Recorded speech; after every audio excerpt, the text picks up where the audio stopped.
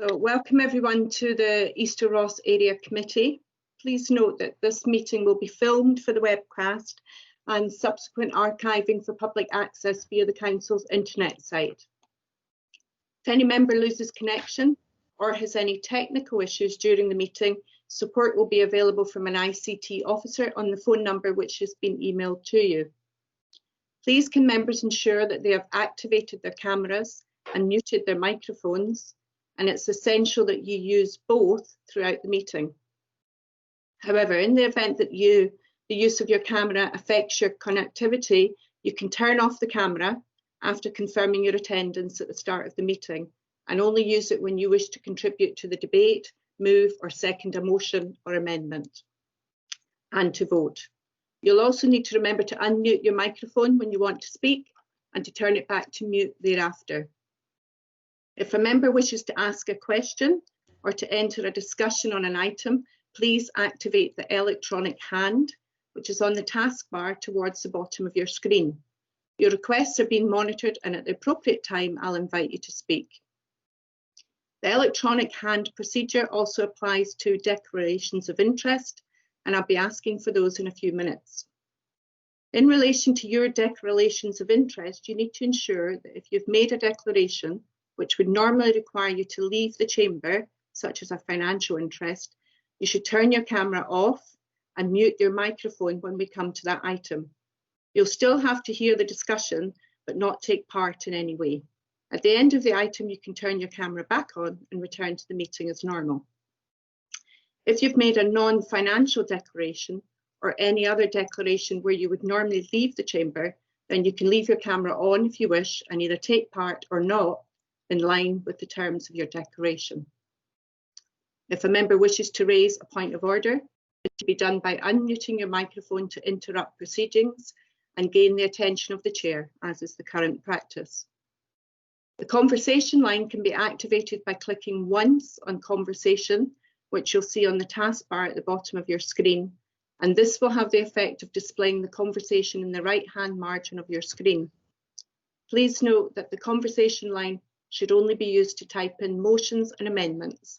Despite the name, and this is mainly for strategic committee and council meetings, it's not actually to be used for conversation, as this could be disruptive to the smooth running of the meeting and not least the debate on each item. Finally, if we need to adjourn the meeting for any reason, you'll be required to disconnect from the meeting at the point of that adjournment.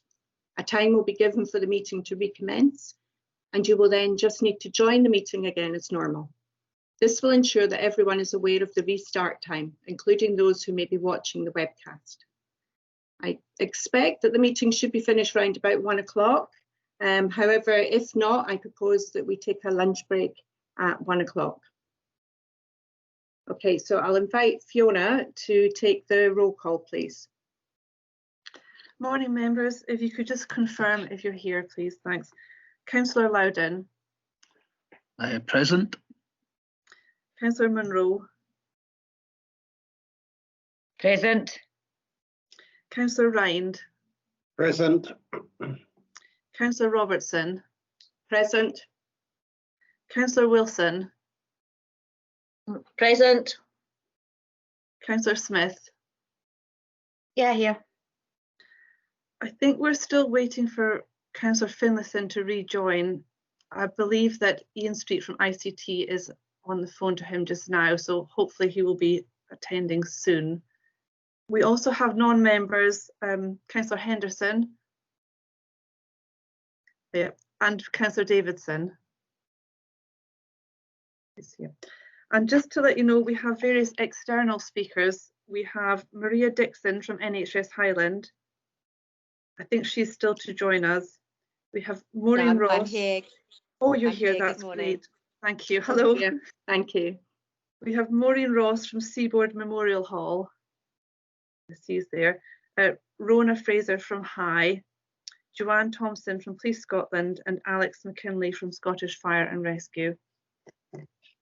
Thank you. Thank you, Fiona. Okay, we'll move on to the next item, which is declarations of interest. Do members have any declarations?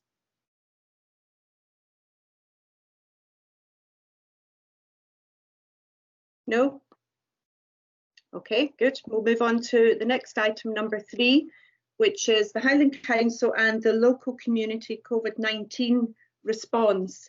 And we have a number of speakers here today to talk on this item. But first of all, I'd just like to start by sharing on behalf of the committee the pride that we have in our own communities and in Highland Council. Highland Council have done remarkable work to address the challenges that were brought about by COVID-19. We've seen local government pool its resources, respond to new problems and innovate solutions.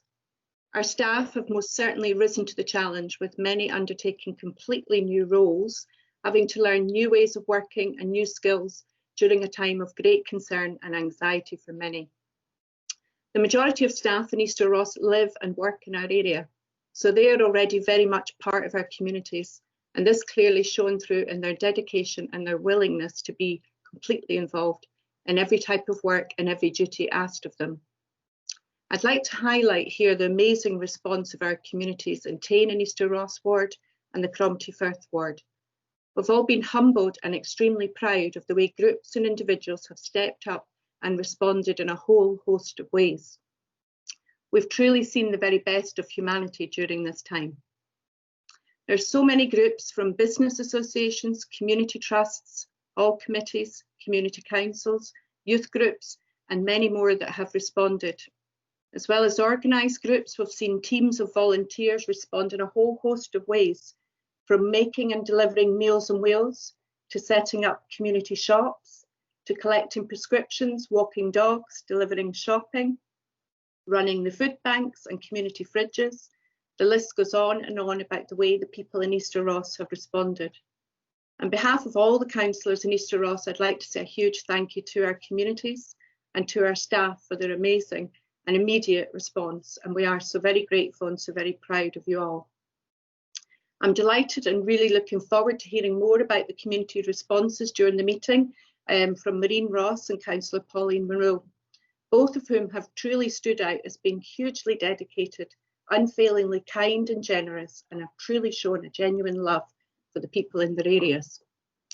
On behalf of the committee, I also want to thank our amazing NHS and all their staff for their ongoing work to protect and to treat us all.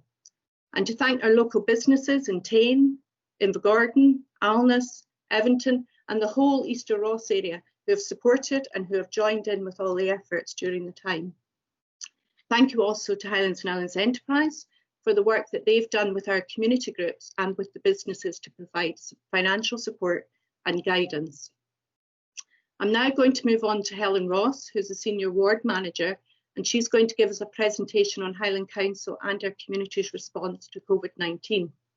Helen was one of the staff mentioned above, who responded so willingly and so completely to a totally different way of working. She took on a whole range of different tasks with the focus on ensuring that Highland Council was responding to the needs of people in Easter Ross. So thank you, Helen, for all the additional and really important work that you also undertook during this period. And I'll hand over to Helen. Thank you, Chair.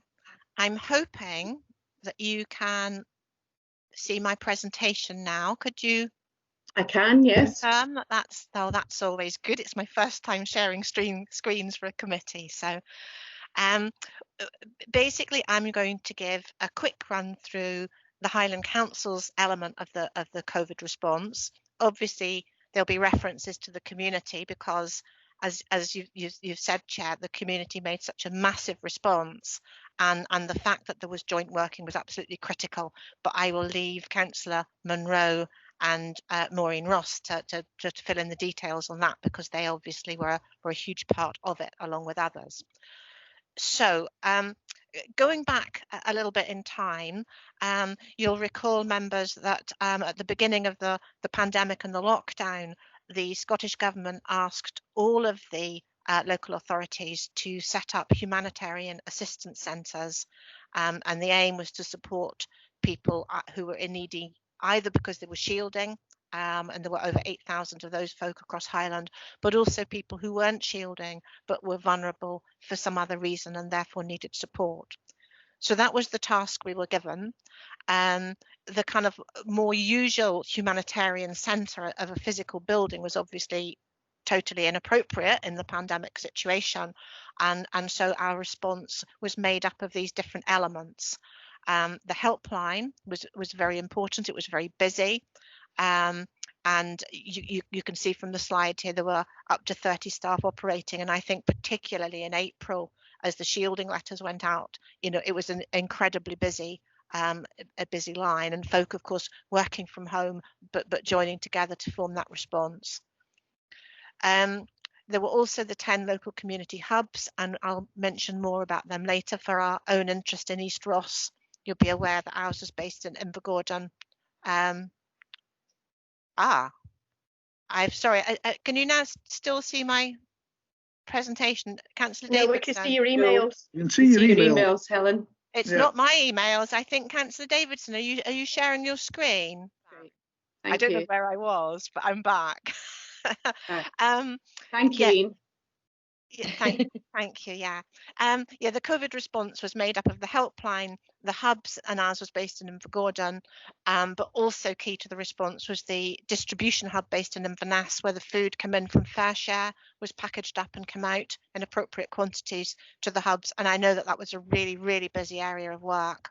And then there was the virtual hub that supported the shielding people directly in terms of telephone support to get the Scottish Government packages, but they also provided some really good support to the local hubs in terms of advice and guidance, because there was all sorts of new areas of work that we were covering, and we got support from them, which was much appreciated. Going on then to the local community hubs, this slide shows you the kind of key tasks that we were involved in and the Highland Wide numbers. So you can see it's a substantial people approached the council for help to get access to their Scottish Government food parcels, and certainly Helen, your slides are not moving on. We're still on the first one. Now then, let me try that. I'm on slideshow. Ian, can you help?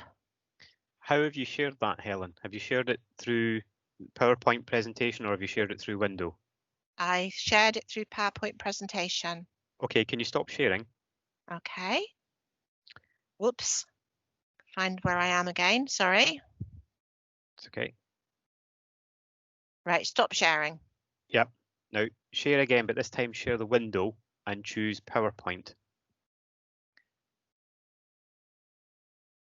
So you've got your subheadings of you can share your desktop, share the window, and share PowerPoint. If you right.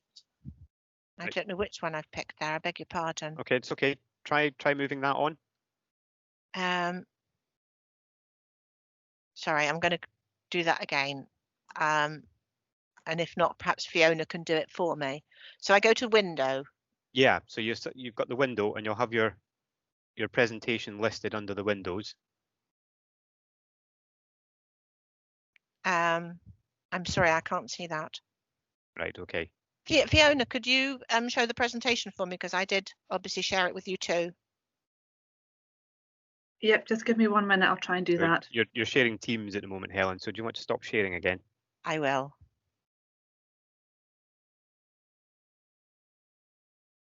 Has that stopped? Yep, that's fine. Oh. Right.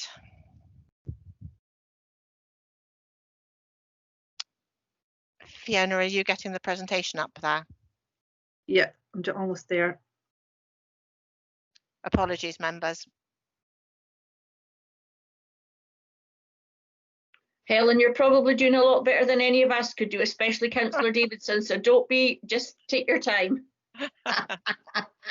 I'm Monroe, Helen, don't worry. Right, well, I can see the presentation from Fiona now. Can members see that too? Yes, we can. Yes. Fiona, I was going to say, if you hit F5, you'll share the actual presentation itself, but you've done that. That's fine. Right, and if you could move on, Fiona, to the slide noted COVID response. Next one, please. Great. Right, actually, if you move on to the next one, we're on to the local community hubs, aren't we?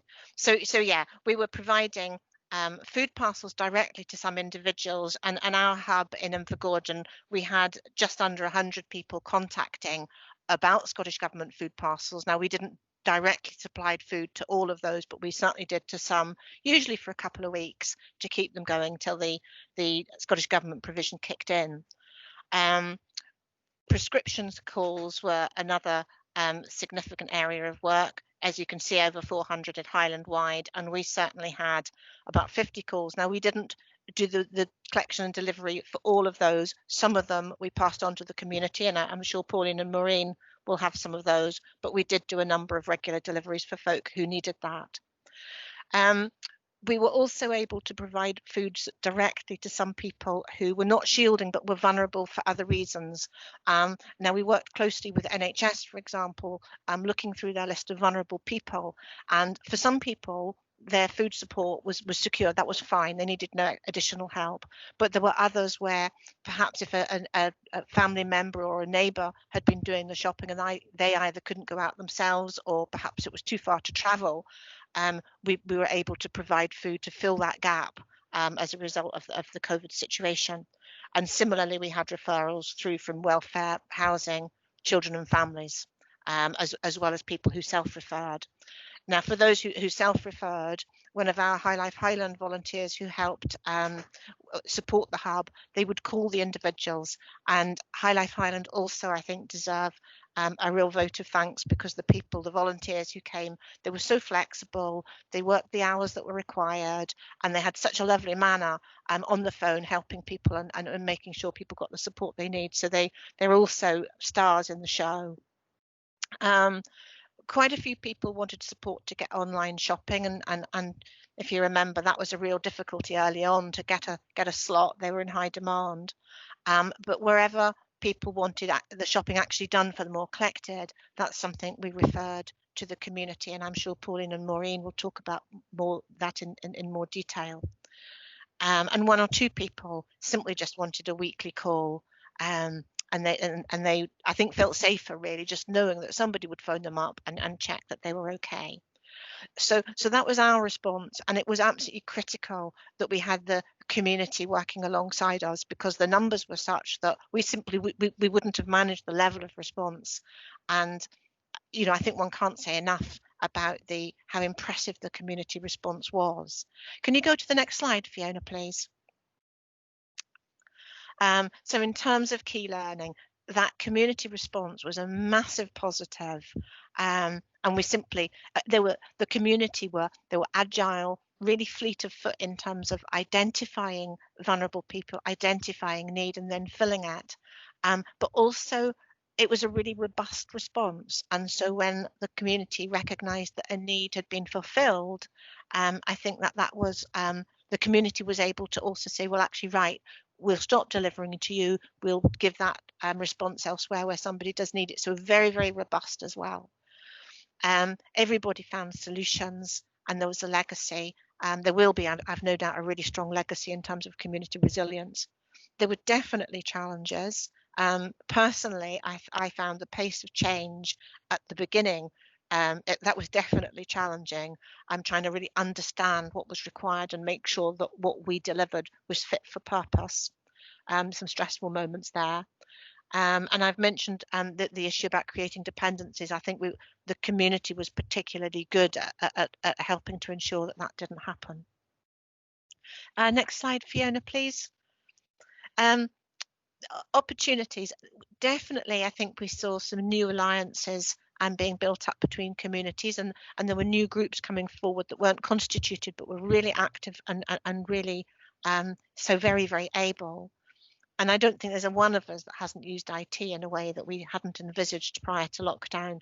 And these things together, I think, do give us a genuine chance to look at how we do things and do things differently in future where that's going to get positive results. So I think there's some real opportunity and cause for optimism there. Next slide.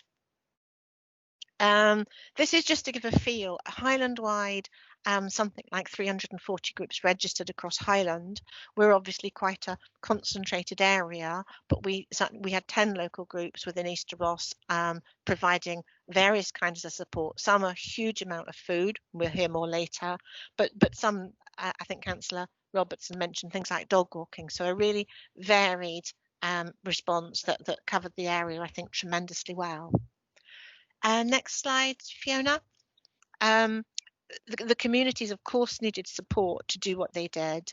This is a July figure, mid-July figure, and Highland Wide, it was just short of 2.25 million brought in to the Highland area. And if you move on, Fiona, I'm sure members will be particularly interested in what that meant locally. And you can see from here that there were 35 separate awards, which totaled just short of 186,000. And one of the significant contributors there was HIE. So Rona, I know, will be able to tell us about what the Supporting Communities Fund has helped enable in our area. Next slide, Fiona. I've talked about the hub and I've talked about how busy it was. We settled down and ended up in Invergordon with some regular deliveries, just 2 days a week, to 6 or 7 vulnerable households, and just odd calls or inquiries coming in over the last maybe 4 weeks. And our last deliveries were done last week. So at the moment, it's a bit of a case of a watching brief, I think, but we obviously don't know exactly what might be required of us in the coming weeks and months in response to things like test and protect. And the council position, I know, is there's a commitment to review all the COVID projects by the end of September. So that'll be a review then. That's all I was going to cover, but if you go to the next slide, then Andy McCann can pick up from me in terms of the economy and the business grants. Over to you, Andy. Good morning, members. You'll appreciate with the onset of COVID, my team really had just 2 key objectives. One was to deliver the business grants, and the other one was keeping the wheels turning on certain services where we weren't able to do face-to-face, but tried to get that more remotely. So basically, if team members weren't focused on those keeping the wheels turning as such, people moved over to business grants. Essentially, that was the way they put 2 things essentially we were doing. We're now mid-August, and basically we're just finishing up the last few outstanding grants. There's some queries just knocking about there. And it's also, I suppose, time at the moment just to take that hindsight. You look back at things, would we have done things differently? But I suppose we have to remember the context in which we faced back in March, early April. It was time critical to get the cash to businesses. We were finding a situation where grant eligibility was being established by the government as they were going along, and that's not a criticism, that's just where we were as things were going.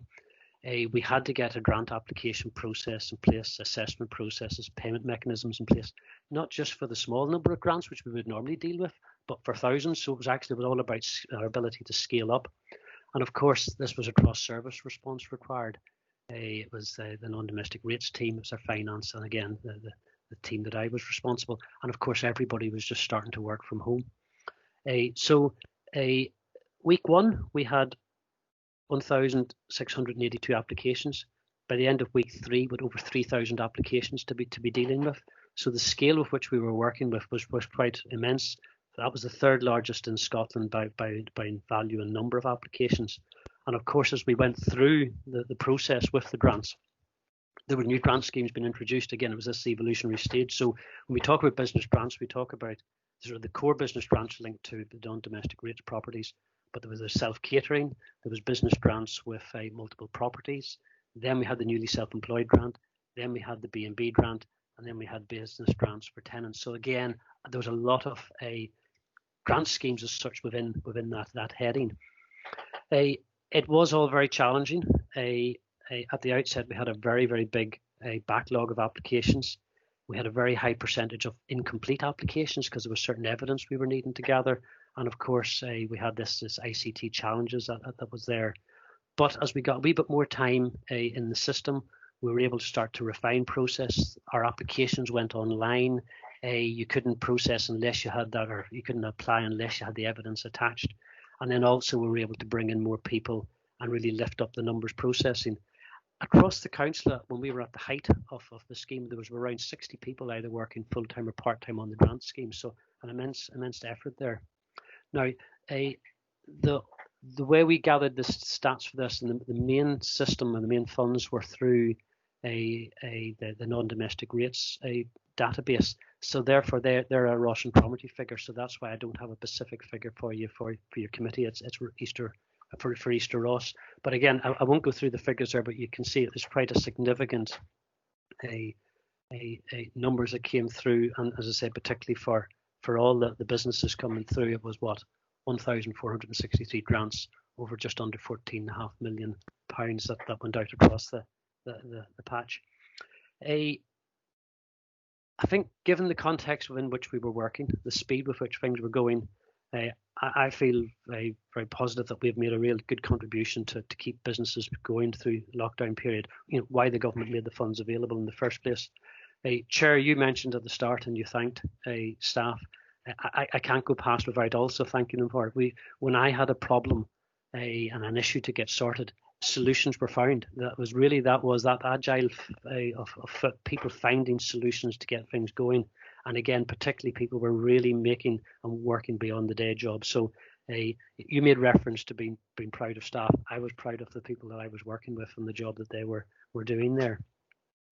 Before maybe if there's any particular questions or whatever, can I just quickly touch on the business gateway side of things as well? Because again, that was a parallel process that was running alongside.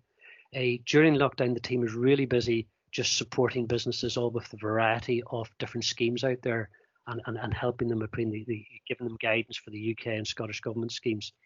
What we're seeing now is actually quite an increase in business startup inquiries, but in a way that's not that unusual. Usually in times of economic downturn where people lost their jobs, they're very keen to go into self-employment or startup businesses. So that's there, but we're now also seeing quite a number of businesses seeing new opportunities and are looking for support for that.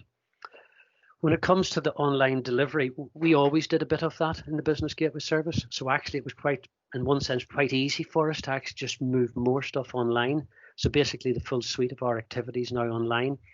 And I suppose that's part of that wider society shift over to digital. Businesses are actually quite liking it. It's quite flexible for them. They're not needing to do the traveling. So actually it's been a real positive in that sense, even service evolution for businesses, and certainly an evolution for ourselves and how we're delivering things. So that was all I was wishing to say this morning. As I say, when appropriate, happy to take questions. That's great, thank you, Andy. I've got a couple of hands up. We'll maybe just take these two questions just now because I think they're directly for you, and then we'll move on to the community. So first of all, I've got Councillor Maxine Smith. Yeah, mine weren't really questions, Fiona. They were observations. So if you want to wait to do that. Okay. Margaret Davison.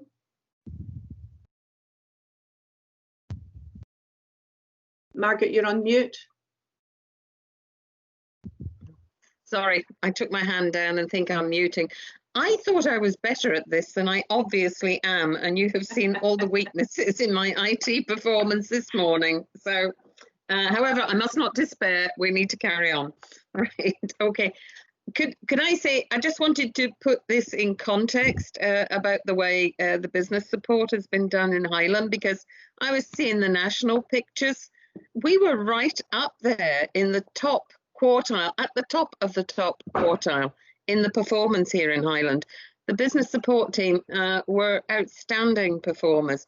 And I live in a tourist area, of course, and that's Ward 12 where my ward is. And therefore, I've seen extraordinary amounts of people coming for advice. The helpline was really helpful, but these guys, they had a problem-solving approach. So when people went and said, I can't fit into that scheme, I can't fit into that scheme, the help was extraordinary. And as I say, on a national performance level, really notable. The only thing is, when the folks have now got to get back to the day job. Now, there's still a helpline. Businesses will still get support. Business Gateway were part of that team and again performed outstandingly well. And they're now definitely back to the day job, helping people set up businesses and the rest. I'm just interested because I haven't seen Andy for a while myself, so I'm taking advantage of the fact that he's here with you. That, you know, can he get back to the day job? Can he manage to support all the schemes into around employability and helping people as they come out of work. I just wondered where he was with that and the work that he does with High Skills Development Scotland on that. And have you had any word about the rest of the business support money? Because my feeling is that while we've had a busy August for tourism in some ways, it's not going to be enough to get many businesses through the winter. They're going to be really, really stretched as the winter goes on. People have spent their reserves, they've spent their savings, they're already had a bank loan. It's going to get grim, Andy. And I wondered, is there any way we can get the additional money that we're due for business grant support? Because we didn't get it all, I know that. And is there any other reflection on that you'd like to make at this stage? Thank you, Helen. Thank you, Fiona. Okay, do you want me just to come back, Fiona? Yeah, thanks. Yeah, I was about to say I sort of started to move off business grants, and I was trying to think, I can't remember when, because actually everything sort of has just come together over these last few months. But basically, I tried to sort of step back from things and start to do a wee bit wider economic recovery work. And at the moment, actually, quite a lot of that is around trying to coordinate not just the council, but partner response to the labour market challenges coming down the line. That's the next big thing, folks. And that's the bit that is really the bit that probably is quite concerning me. We're not seeing the figures coming through, but all the indications are that that's going to be a significant problem. And a significant problem, not just for, we've always had a cohort of people who have been out of work and have struggled on barriers and so forth. But what we're going to see is those folks who have maybe been working for years, very skilled individuals are coming through. And let's say you could be, very well in retail. Let's say you're Marks and Sparks type thing. You come out, you've been working there for 10 years. Your skills are in retail. You could walk into any retail job, but there isn't a retail job to walk into. And that's that whole issue about reskilling and so forth. So it's as much around reskilling people and the agenda going forward as it is necessarily about finding the jobs as such. So there's quite a big multi-agency response that's going to be required to coordinate that and make sure that particularly clients don't get into the system and get, sort of lost in the system between the organisations. That's my big concern going forward here. So as I say, that's pretty much a lot of my work is linked into that, but also doing other stuff around, for example, on we're hoping to have a business support workshop where all the different business groups and ourselves and High and so forth come together to talk through about how best to make sure we're getting that support to the businesses and making sure the businesses are picking up that support that's there to help them at this particular time. As regard future funds, there is nothing definitive there at the moment, but I think maybe what we saw during COVID was, UK government, Scottish government moving in response to issues coming along. As I mentioned, there are all the various schemes that came along. That was in response to different challenges and different groups that were having problems. So I think that we will probably see the same thing to some degree, as it's keeping an eye on as to what might come along. As to whether we become the key players in the delivery of that, I don't know. It'll be down to the nature of the scheme and the scale. For example, the UK government obviously announced the extension there around the self-catering scheme. The Scottish, or not self-catering, the newly self-employed or self-employed. Scottish government set up the newly self-employed scheme to try and get those people who weren't been benefiting from the UK scheme. Are we going to see something similar like that coming along again? So again, that's the sort of world we're in, and I think that we keep an observation on that. But I think we will want to be quite clear and probably come back to Councillor Davidson over as to when we are lobbying and when we're making the case for what the challenges out there for businesses. And that's very much an evolving picture. I think that's it. Sorry, I think that's probably the answer your questions. Okay. Thank you, Andy. Alistair Ryan, do you have a question? Yes, thanks. Am I being heard? Yes, right. I hear you. So thanks to Helen and Andy for these presentations, very useful. Can I just ask one or two questions? First of all, the 10,000 and the 25,000, which has nothing really to do with the Highland Council, came from the Scottish Government, was a very unfair scheme because many businesses, because they had a larger non-domestic rate value, got 25,000 that maybe didn't need that.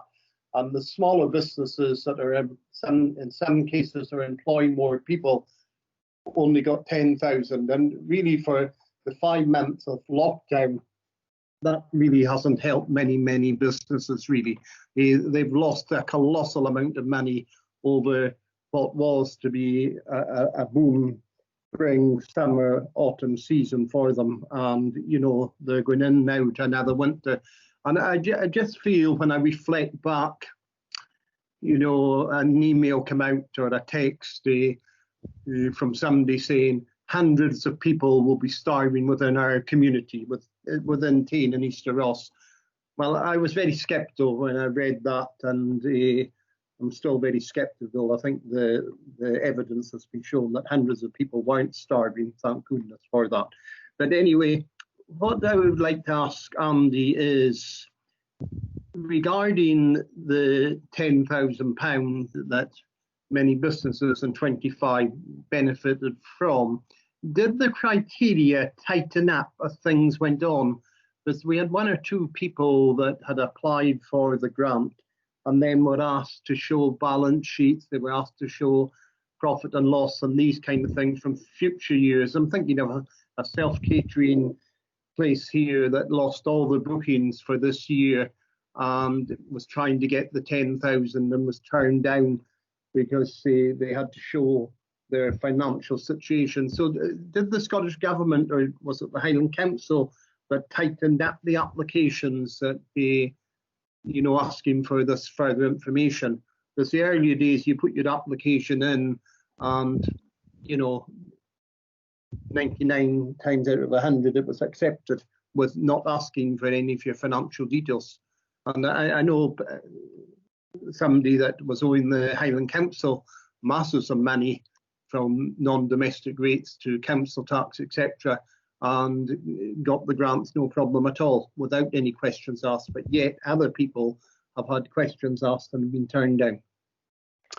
Yeah, I think that the situation is that, as I mentioned, there's quite a number of different grant schemes that came along, and I think, and to be fair to businesses, it became very complicated as to what was out there and who was was eligible for this or was eligible for that, because there was also other UK schemes sitting there and Scottish Government schemes. What we saw is that as different schemes came along, there was different criteria was attached to them. So there was no real change to criteria once the scheme was set up. So early doors around the first stage of the business grants, that was really just more a bank statement to prove who you were to help with the payment side of things, accounts and so forth. But once you moved into say the self-catering, the criteria which the government had set was around 140 days. It was around levels of income, and that was the same for newly self-employed B&B. So I think what you'll find is that there was, as the schemes evolved and different people were opened up to apply for funds, different evidence was required at that particular time. I think that the bit around, was it an unfair scheme, whatever, I think again it was this bit around context and understanding. At the time there was something to do. It was trying to reach as many of the businesses they could, and I think that was the government, I think, in any dealings we've had with them, recognised that it wasn't perfect, recognised that it wasn't always going to hit to the right people. Some people would benefit maybe when they didn't need to, others it would be insufficient, but they knew it was a means by which they could get money out the door relatively quickly to a set of businesses.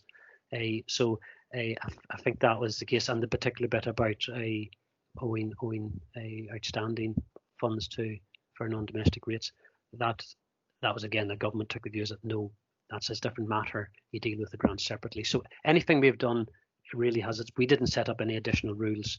It was around the Scottish Government criteria.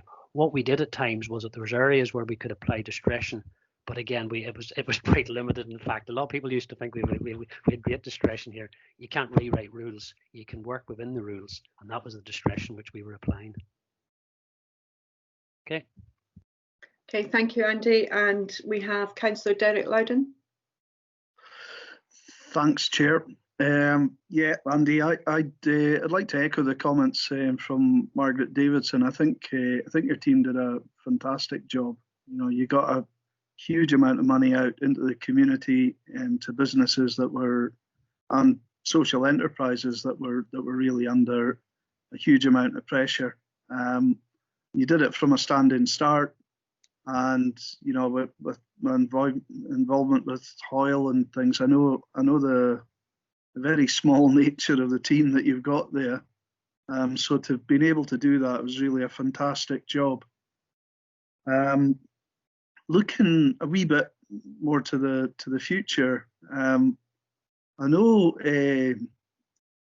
the UK government were talking about sort of rolling out loan schemes for businesses, and I don't know whether they had sort of talked to the local authority or whether they're doing that through HIE. I don't know, you know, whether that's happening or whether it's you apply directly to them. But it is maybe something where, you know, maybe Hoyle or Business Gateway could offer some help to make some of that funding available in the area. And again, I don't know whether that actually is rolling out or whether it was an announcement and it hasn't been followed up and with anything real happening afterwards. The last thing I really want to talk about is startups and how can we increase the rate of business starts in this area. You know, we're not just facing COVID, we're also facing Brexit, which I personally think is going to have a devastating effect on the local economy. And you know, if we're going to react to that, it has to be to try and increase the number of entrepreneurs we've got in the area and try and increase the number of business starts. You know, and it's how are the council going to help? HIE are here as well, so that's really good. Maybe we can get it from both sides to see what we can do to move things forward in a positive way. Okay, if I could maybe take the loan schemes. First of all, I'm not 100% sure about the status. There's different schemes that have been out there, have been open. Business Loans Scotland that you'll be aware of, which is a local authority consortium delivering that. Again, they have a number of their rules around which they can loan and more for cash flow has been flexed. So again, different parts are doing different bits, and I think that's probably is the issue where I've come from when I talked about a workshop. We will inevitably find, and we find this across a range of subject areas, lots and lots of initiatives, lots of things in their own right doing a particular job, but actually businesses trying to work out what's the right one for me. So there's this whole bit around how do you make sure that front door or that route for businesses and reaching out to them is there, and that they come in and get services in a coordinated fashion, be that from HIE, be that from Skills Development Scotland or whatever, or the range of partners out there. So I think that's the real challenge, and in a way that's the answer around startups as well. It is that bit about the services are there. But a lot of people will still not pick it up and run and get that support. And we do know that businesses that do come along and do our startup courses and so forth, the ability to survive over 1-2 years increases with that. So there's and again there's a wider debate on generally around a productivity of businesses. Is that one of the things is that the support's there. Businesses, if they can come along and make use of that support, will help things around in new productivity and so forth. So to me, that's a critical issue as to how do we coordinate that service and make sure for businesses that they get the right door in, and then somebody is based on their needs. We could be pulling that support, be that Business Gateway for certain activities, be that Hive for other specialist support, or be that, as I say, a Skills Development Scotland around skills or whatever. The other one just around business startups is that, in a way, if you take a wider picture across Highland, we have too many small businesses. So actually, and we already have quite a high, small number in startup rates. It is pretty high as it is. So it's really the real challenge is around growing the businesses we've got. We've got the good entrepreneurs there. It's about helping them rather than necessarily putting our efforts into startup. Over the last number of years, we have sort of maintained our support level for startups. It's slightly increased over time, but we've been doing a lot more work around growing businesses. So again, it's just making sure that we deliver. At this moment in time, there's a demand for startup because a lot of people will think that it's much better to be in startup and self-employment than being unemployed. And they'll do that for a period of time. And then as job market improves, they then will maybe move back to other work. Okay. Thank you. Rona, do you want to answer, or would you like to leave it until you're giving your own presentation?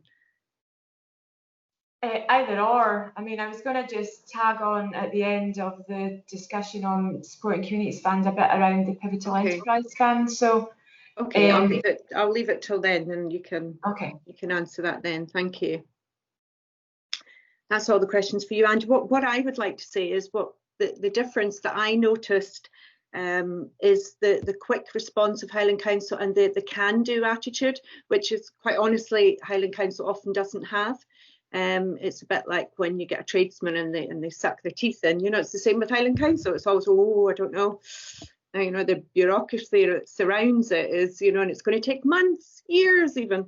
And the difference, you know, we could phone someone, even if it wasn't their job, instead of passing us on, they took it on. They willingly took on other responsibilities and said, I'll get you an answer. And often they would come back the same day with an answer. And often the action was even the same day. So that was the huge difference. I noticed that Highland Council, the huge size and monster that it is, that's often seemed so unmanageable, became so much more nimble during this time. And it shows it can be done. It absolutely can be done. And I hope that would be one of the main lessons that would be learned from this. Yeah, if I could just do a final comment there, you know, yes, I do have a small team, but I pulled in a lot of other people to help us here. And it is exactly what you said there. And I often think back to, particularly we were having a situation where we were having to maybe put a couple of hundred people onto our financial systems a day to get grants out to them by backs payments. So there was a lot of things behind the scenes in our finance service that they found ways to do that. That you will never see that. In fact, there's people there who were doing that work. I don't even know who they are. I've never met them. But actually they were able to find ways in getting around that. And I think that is the bit where when you do call upon priority and the resource that we have as an organisation, we can achieve a great thing. So, and that was the case with business grants. That's great. Thank you, Andy. If we move now on to the community side and look at the way that they responded, and I'll move first to our guest speaker, Maureen, because we're delighted that you've come along and given up your time to join our committee today and just to talk to us about the response in Easter Ross. So I'll just hand over to you, Maureen. Okay, thank you, Marg. Can you hear me, by the way? Yes, we can hear you. So, thank you, Margaret, by the way. I was worried about my IT skills as well, so you put me at ease. Good morning anyway, and thank you for inviting me along to share a brief summary of what we at the Seaboard Centre have been up to during the last 5 or 6 months. But before I launch into any detail, I'd just like to say that none of the work that we have been doing would have been effective or efficient if it weren't for the fact that we worked very closely with other groups and organisations in our community, and our volunteers, both our staff who were furloughed, came back on a voluntary basis, and our general public we didn't even have to put an appeal out. They were coming to us. And the generosity that we found from local farmers and businesses, supermarkets, individuals, just totally amazing.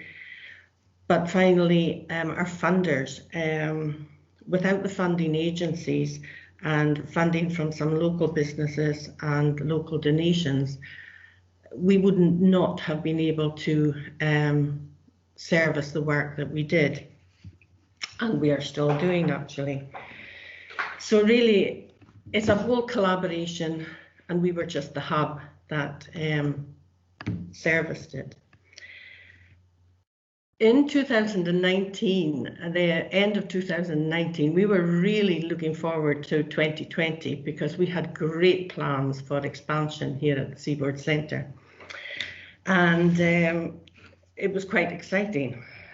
We had a business plan in place, we had great ideas, and what could go wrong?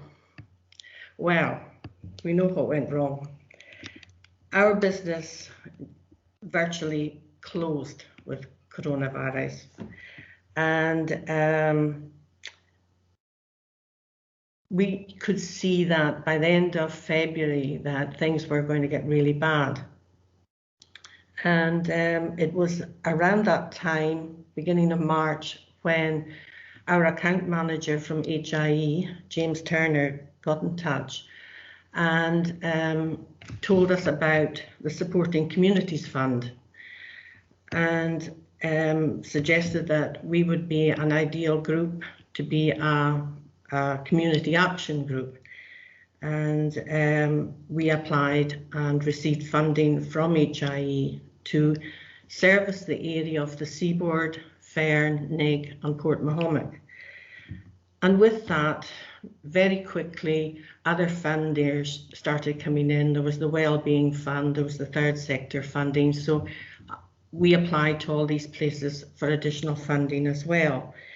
And the idea behind the funding was really to put in place support for, first of all, distributing information out to all the communities about helplines, guidelines from the government. We also put out the green sticker and the Red Cross posters, which we encouraged people to put in their windows, which helped us know if everything was okay in that household. And this was actually received really well. I was actually tickled pink one day when I was driving through the village. I saw all these green stickers in their windows. I was about the only house that didn't have my green sticker up, so naughty me. So this was one of the first things that we did. The funding was also used for, obviously, food. Now, that came in two different forms with us. We were supporting families who were severely impacted by the loss of income, whether that was that they had been furloughed and they'd lost 20% of their income, or whether they'd lost their jobs. And that first few weeks, especially, I would say the first 6 weeks, it was really difficult for a lot of families because they had not got their universal credit or any other benefits in place at that time. There was no income coming into that household. And we saw a huge amount of people they were in dire need. And we had about 85 people on our register at that time, 85 families who needed support. Now, I had a conversation with Graham Nutt of CCAST. Some of you all know Graham. And I wanted to know what CCAST did. And Graham told me how they went about with their food, how the food bank operated. And I sat and with Graham and said, well, could we work together here? It made sense. They had all the networks for food. They work with the Trussell Trust, they work with Blytheswood, they work with supermarkets. They had the resources in Tain to fill the boxes. They were willing to take the boxes out to us, and it made total sense for us to work with them. So what I had decided and agreed with Graham was that we give them some of the funding that we received, and it went towards their work. I can only honestly say it's probably one of the best arrangements that we have made through the whole of this COVID-19, because we have put out since mid-March, no, the end of March it was, we have now put out over 600 boxes to families. And I have some figures here. That sort of equates to, we give Graham Nutt at CCAST £3,000, but that equated to £22,890 worth of goods. So that was, to me, a fantastic return on how we worked with CCAST. Then we also had our Meals on Wheels. Now, Meals on Wheels came in because at the time the guidelines from government was stay at home, and especially for anybody over 70 and anybody shielding or in a vulnerable situation. So we were ideally placed. We were probably one of the most ideally placed organisations to administer this. We had the commercial kitchens, all our staff were food and hygiene covered. They'd even sat their COVID courses as well. So we were well placed to do this work.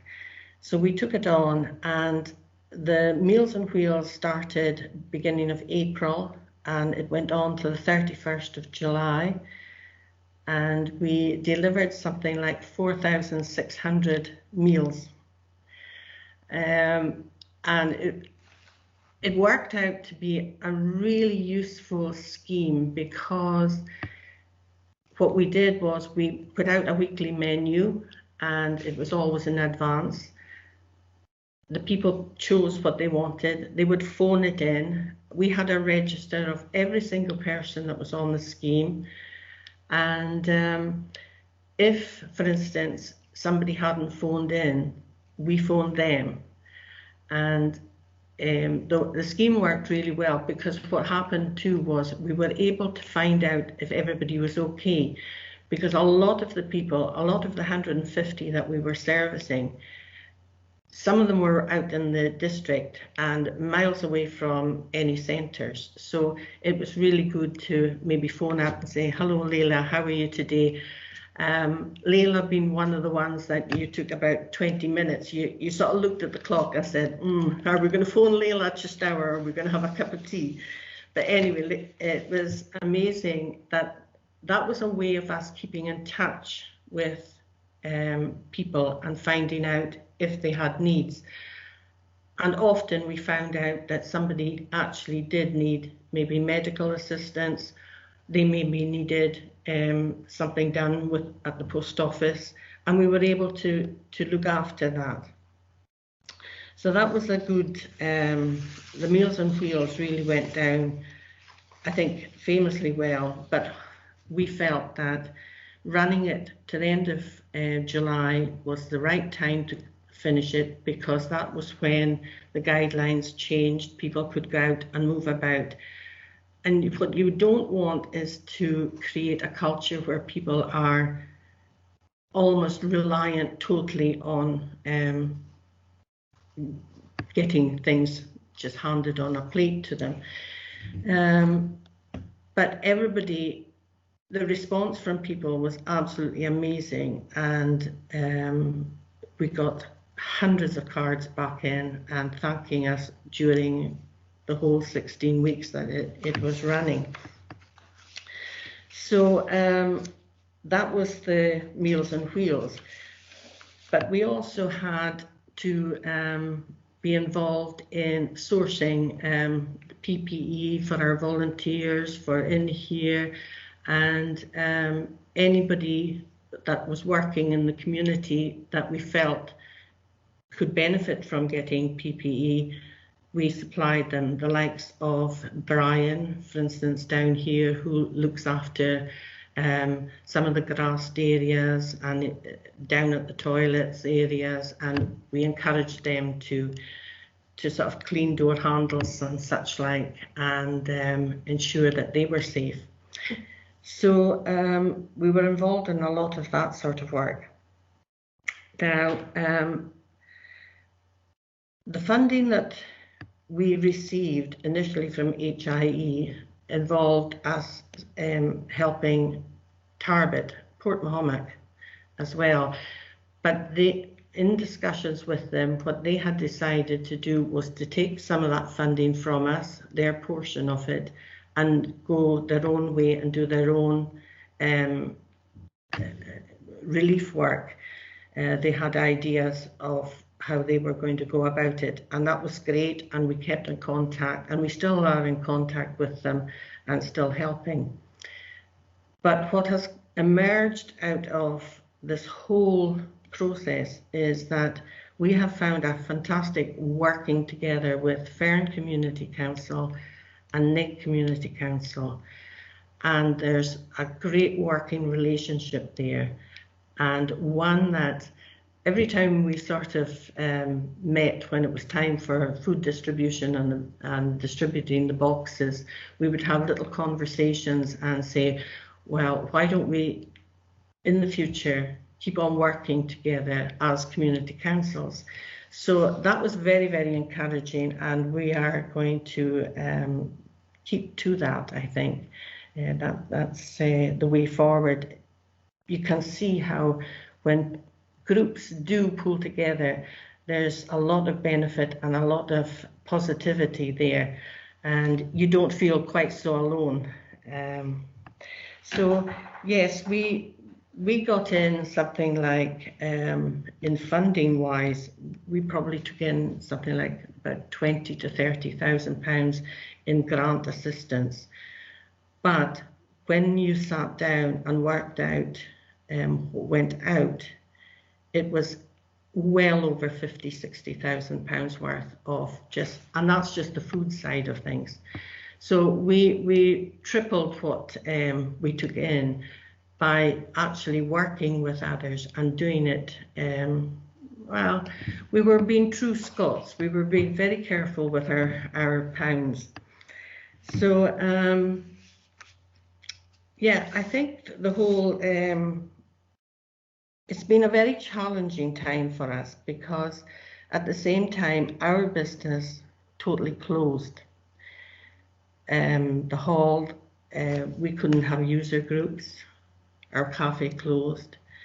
So that didn't mean that business finished with us, because even although we were really, really busy with COVID relief work, we had to keep in our minds all the time that this will pass and we have to continue and we have to survive.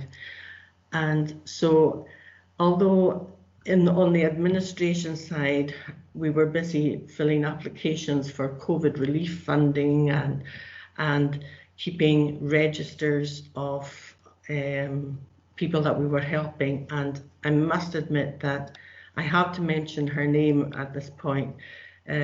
Norma Balfour is one of the directors here, and she meticulously kept spreadsheets on everybody of the relief, which is actually really good, because let's hope we don't have other spikes and we don't get into a situation that we've been in already. But we've got that foundation that we know how much we used, where it was needed most.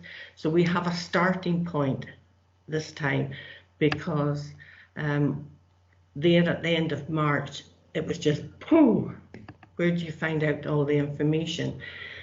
So Norma led the food boxes side of things, and Linda Durrant, who is our hall manager, she took care of all the catering side of things.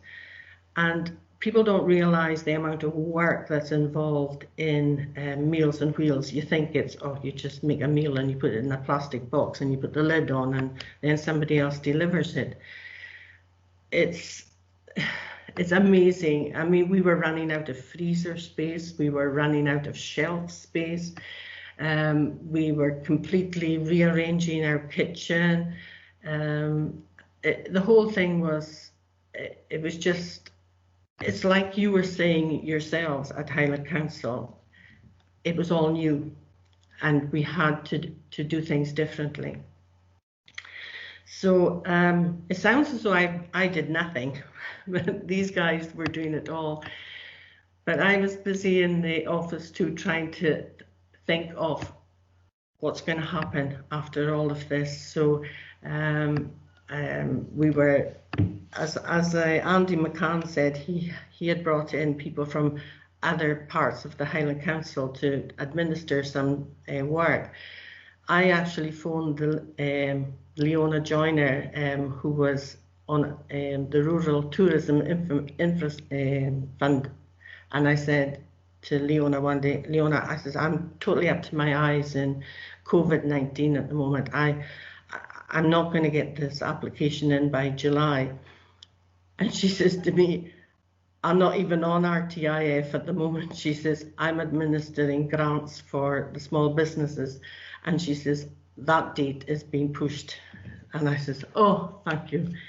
So it just shows you we were all doing different things, and but everybody was willing to do that. And I can't but praise the people down here for how willing everybody was. I mean, we didn't get many phone calls from the helpline. We did have about half a dozen in the first few weeks, and it was things like helping, going out for shopping or picking up a prescription. That sort of calmed down, and I think one of the really good things was, even before lockdown, Hilton of Cadwell School put round a little card to every household and saying, appointing somebody and saying, please phone us if you need any help. And I know of at least a dozen people in the village who are still helping these folks out who just need that little bit of extra help. So yeah, a lot has been done in the area, and I have not kept to all this writing that I have in front of me here. I've gone totally off piste. I kept to the first two paragraphs, and thereafter it's just, anyway. It gives you a little taste of what has been happening, and we've all been willing to do things. I mean, part of my job was, you know, sanitizing all the food bags that went out, the insulating bags, and all that had to be sanitized every time. You had to sanitize door handles, sanitize toilets, and these tasks were all done by ourselves here. And but I'm very proud of what everybody has been doing, and that's reflected, as you said, Fiona, throughout the whole of, well, it's really throughout the whole of the country. People have come up and done their bit. But I can only, the only thing I would like to say too, to finish off with, I think it was very wise of HIE and yourselves coming to local groups to actually help out, because it's the local people who know that area better than anybody else. And I'll just give you a few examples that we know the people who were coming along and asking for assistance. And we knew when people either went back to work, or we knew that they were already receiving universal credit and every other benefit under the sun. So when they would come along, we didn't want to totally embarrass them, but we would maybe just say, oh, how lovely to hear so-and-so is back at work and that you're now settled. You'll probably only need one more week and then that's you finished. And their mouths would, oh yes, because at the end of the day, we weren't there to be feeding people who didn't need it, but we were there to feed people who really did need it. And the only way you know that is if you know what's happening on the ground. And if somebody's applying for something and you don't, they could be telling you a load of nonsense, and you just have to take what's on that piece of paper and run with it. But when the local groups know the situation, I think it's more effective. And at the end of the day, somebody's going to have to pay for all these funds. And I think we have to be good managers of it at the end of the day and be responsible. So yes, I applaud both the Highland Council and HIE for taking that step of putting the funds right down into the community. So I think that's all I can say at the moment. I could say plenty more, but I won't. It's fabulous. I mean, you really have done amazing work. I think I've got feedback. Somebody's mic must be on. Oh, that'll be me myself. Hold on. Right. Thank you.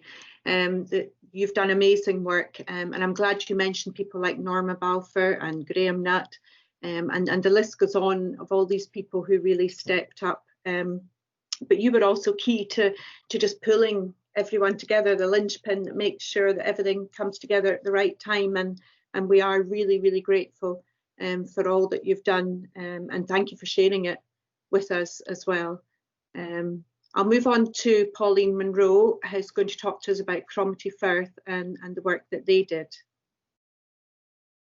Right, sorry, I will try and keep it as brief as I can, guys. I know that everybody has to get going.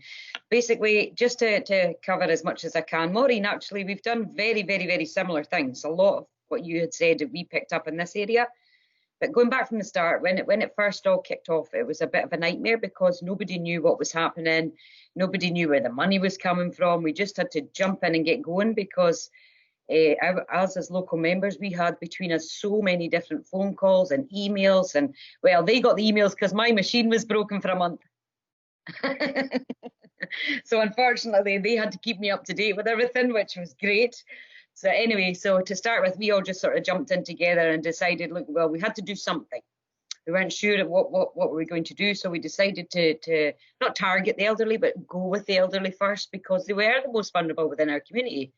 So we put a wee note on social media and things like that. There was a group in Invergordon already set up, so we tagged in with them, which was really helpful because a lot of people were coming to them and asking for help around our surrounding area. So it was really good. So we began to liaise with each other and everything. So we, to start with, I think we were producing about 120 meals every single day.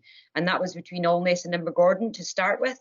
We soon realised that it was just growing and growing and growing because it wasn't the fact that the people were starving, I get that, but there was a lot of fear. There was lots and lots and lots of fear. So not only were the old people in fear and wondering where they were going to get fed, there was also the fear of the families. So the families were contacting us because they didn't want to go and feed their own family, not because they didn't want to feed them, that's the wrong words. They were in fear that they would catch this deadly disease and everything would kick off. So, of course, we had to do something. So we started doing meals. So myself and Councillor Wilson, me being no cook at all, absolutely not. They would all be dead, no offence. If it was left to me to sort out all the cooking, I would have been, sorry, it wouldn't have worked. So I had to call on my fellow colleague who is good at cooking, as well as flowers, as you can see. So she took care of all of the logistical side, as in who's making what, how can we find it, what can we do. We contacted all our local businesses because we didn't have the same facilities as you, Maureen, because we needed somewhere, kitchens and things. So Karen got in touch with places like the Station Hotel, the local chip shop, places like that. They were fantastic. They came on board. They did it all for free. Every week we went out Monday to Sunday. There wasn't a day that we weren't out there feeding the people. So we did all of that to start with, and that went really well. But we were also aware that once things started calming down, we couldn't make them reliant on us. So we had to find a system so that, you know, we could cut it down a wee bit. So once the first sort of regulations changed, we could then go to speak to all of the families. And that's where being a local member helps us, because we knew absolutely everybody that we went to visit. There wasn't any we didn't know.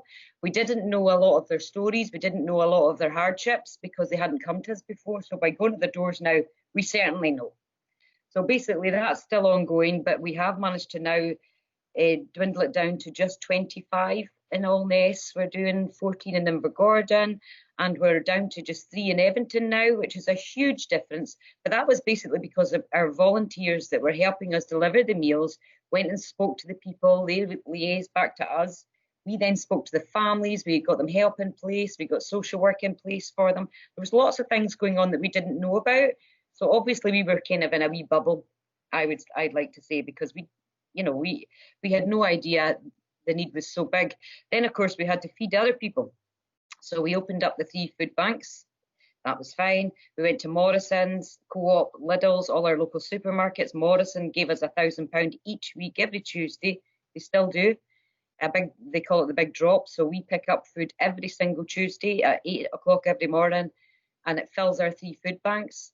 So they do that once a week, and then the rest of the supermarkets fill up for the rest of the days. So, I mean, they've been amazing in Eventon, Invergordon, amazing.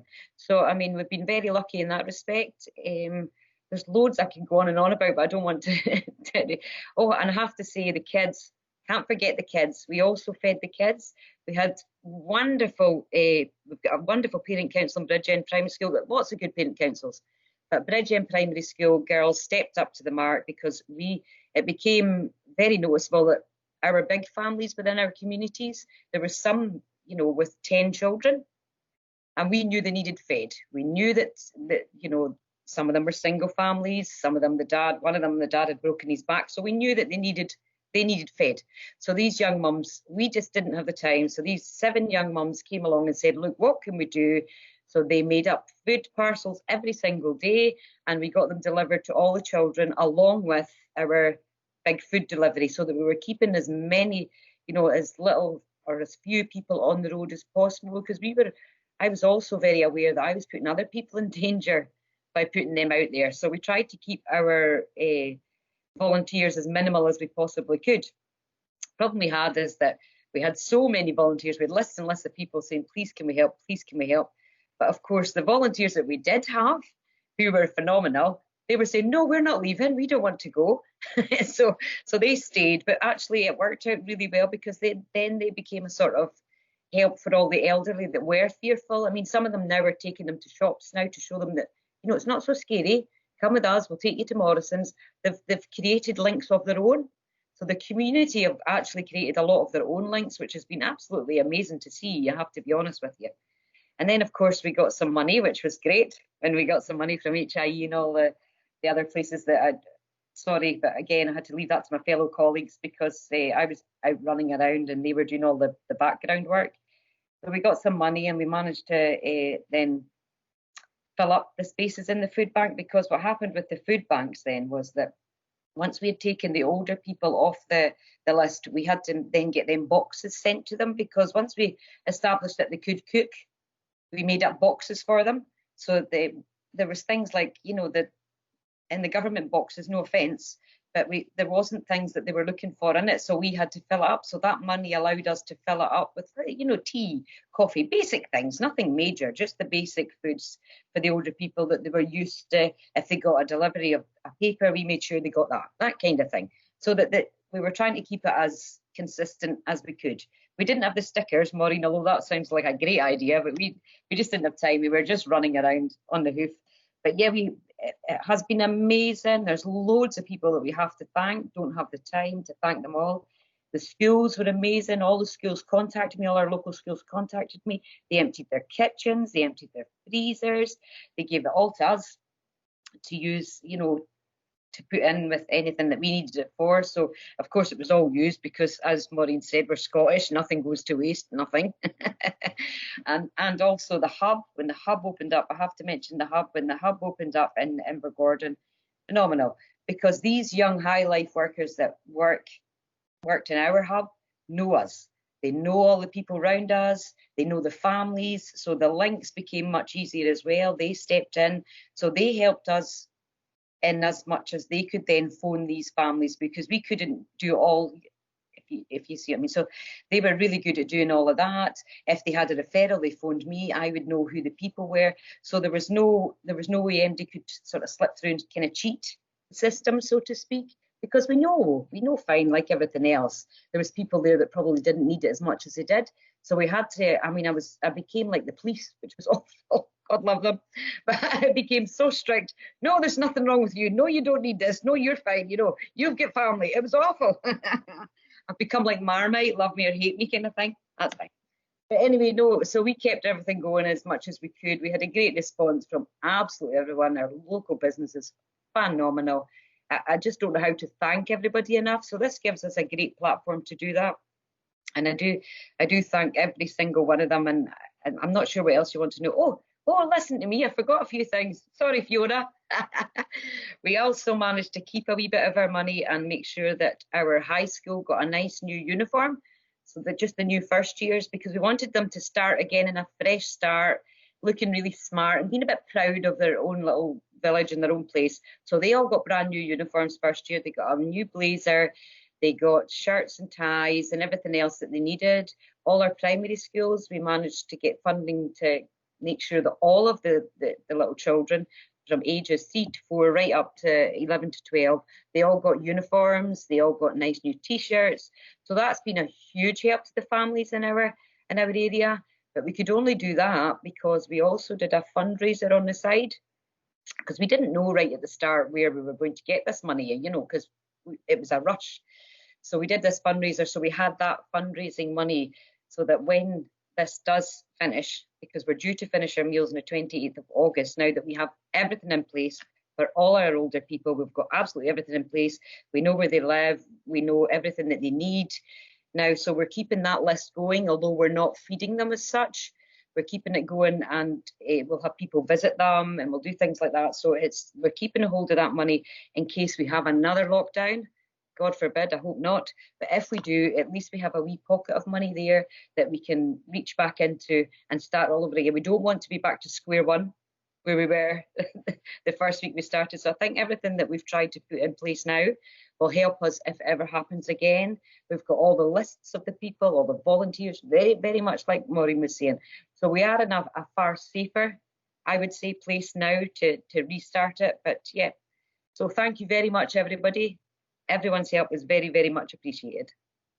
Hope that was okay, Fiona. I rabbit on, eh? Thank you, Pauline. That was just phenomenal. I mean, it's absolutely awesome, the response which you've done. And I know, like Maureen and like Caroline Wilson, you know, you're very humble. You don't really broadcast the amount of work that you have put into this. It's fantastic. It really is. And I've got Councillor Wilson here who would like to just add in to this as well. Thanks, Fiona, and thank you, Pauline, for summing up what we did in our ward. But Pauline underestimates the whole logistical exercise that she did delivering all of this and connecting with the families, and the work that she did with Action. Look, she's disappeared. Action for Children and all of that. She was first right out in the front line all the time. My husband was shielding. I couldn't go out as much as Pauline to start with. However, I'm the bossy cook in the background, and I would like to put on record my thanks to all of the farmers' wives, people at home who baked. Do you know how hard it is to go to somebody and say that the 50 meals you made last week for me are now 105? And people took that on the chin and they got on with it. And it's not easy making 105 portions of food in a domestic kitchen. And things are really bad. When my husband is offering to help me box that food, you can tell things really, you know, at some points it was really tiring.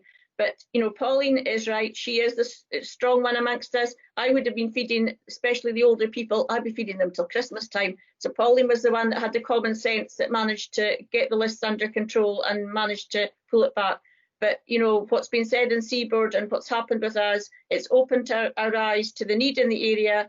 It's certainly put a lot of older people on our radar who need extra help. And we've got social work involved with them. Some of them were people who had completely dipped under the radar. And, you know, I think this is not the worst summer that any of us will look back on. I think, you know, everybody's done a tremendous amount of work, and I think it's opened our eyes up to some of the things we should be doing and be paying more attention to. But I will be eternally grateful to Pauline for her organisational skills and her undoubted energy, because she's got absolutely bucket loads of it. Thank you, Caroline. That was a really valuable contribution, and she does have bucket loads of energy. I'll pay her later, Fiona, I'll pay her later. Certainly vouch for that. Okay, so can I just bring in now Rona Fraser from Highlands and Islands Enterprise. Rona's Head of Strengthening Communities and Regional Development for HIE, and she's just going to give us an overview of the response of HIE and how they were working with our communities. Good morning, everyone, and firstly, thank you for inviting me to participate in this call this morning. As I said earlier, this is the third call I've done with Highland Council councillors. So, Margaret, you've heard all this before. Apologies, but hopefully there will be some additions that are new from when I spoke to Inverness Committee. So, firstly,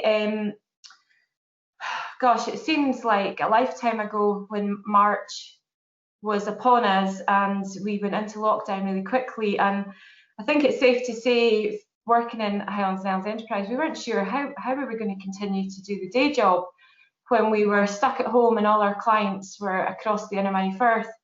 But actually, within a week or two, suddenly the day job had to be put on hold, and we had a new day job, which was the Supporting Communities Fund. And my colleagues worked very closely with Scottish Government to highlight the role that High could take in supporting the local community efforts. We were well aware of the huge amount of volunteer effort that was going on across the whole High area, and but that couldn't be sustained without some support, some financial support, because communities, you know, a lot of these volunteers were putting their hands in their own pockets, and that was wonderful, but it wasn't fair, and so my colleagues put a proposal to Scottish Government that then we were asked to distribute substantial amounts of money, and we had to very quickly get ourselves organised to how we would do that.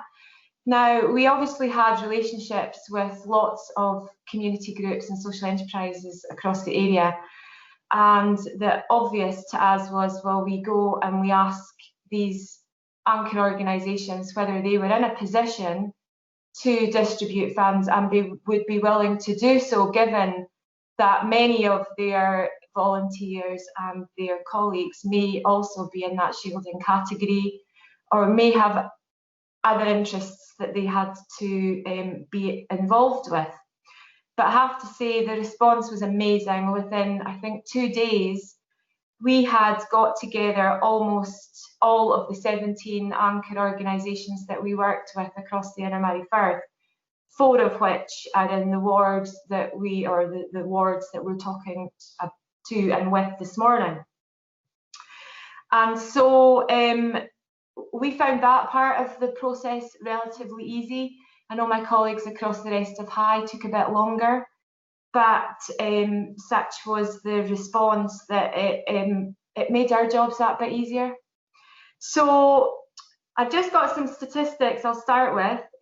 So across Highlands and Islands Enterprise, there were 155 community anchor organisations that agreed to come on board and work with their communities and distribute money. To date, that's £3.7 million. In the Highland Council area, that amounted to, 69 anchor organisations. I haven't totted up, and I should have done that, how much money that was, but in the Inner Firth area, that was £783,000 that we have got agreement from Scottish Government to put directly into communities. 140,000 into the 4 areas in discussion this morning. So a substantial amount of money. And what was clear from the beginning was that this was emergency aid. This had to be money that wasn't a duplication of other funds. It wasn't going to areas or families that Maureen and Pauline both talked about who didn't need it. It had to be emergency aid. And the reason we went to these local community groups was exactly what Maureen said. It was these communities knew their people. They knew what was needed. They knew who needed it. and they knew that they had the networks in place to very quickly mobilise the right people in order to do the right things. And we couldn't have done it without these guys. The volunteer effort was phenomenal. It was just amazing to see how the Highland community got together to support and help each other. The money was, we were a conduit to the community groups, and the anchors were a conduit right into the heart of the communities. And there wasn't an application to be completed. It was a case of, if you needed the money and they understood what it was going to be used for, the money would be made available very quickly. And we worked with, I worked very closely with the ward managers in the Inner Firth, and Helen and I had many conversations about how could we get this right, how could we make sure it was done properly. And okay, it maybe didn't all work as smoothly as it could have straight away, but we got there. We absolutely got there. Almost didn't come on board as quickly as we would all have liked, but we got there in the end. And we were all working in difficult times, and what we all collectively did together was absolutely amazing.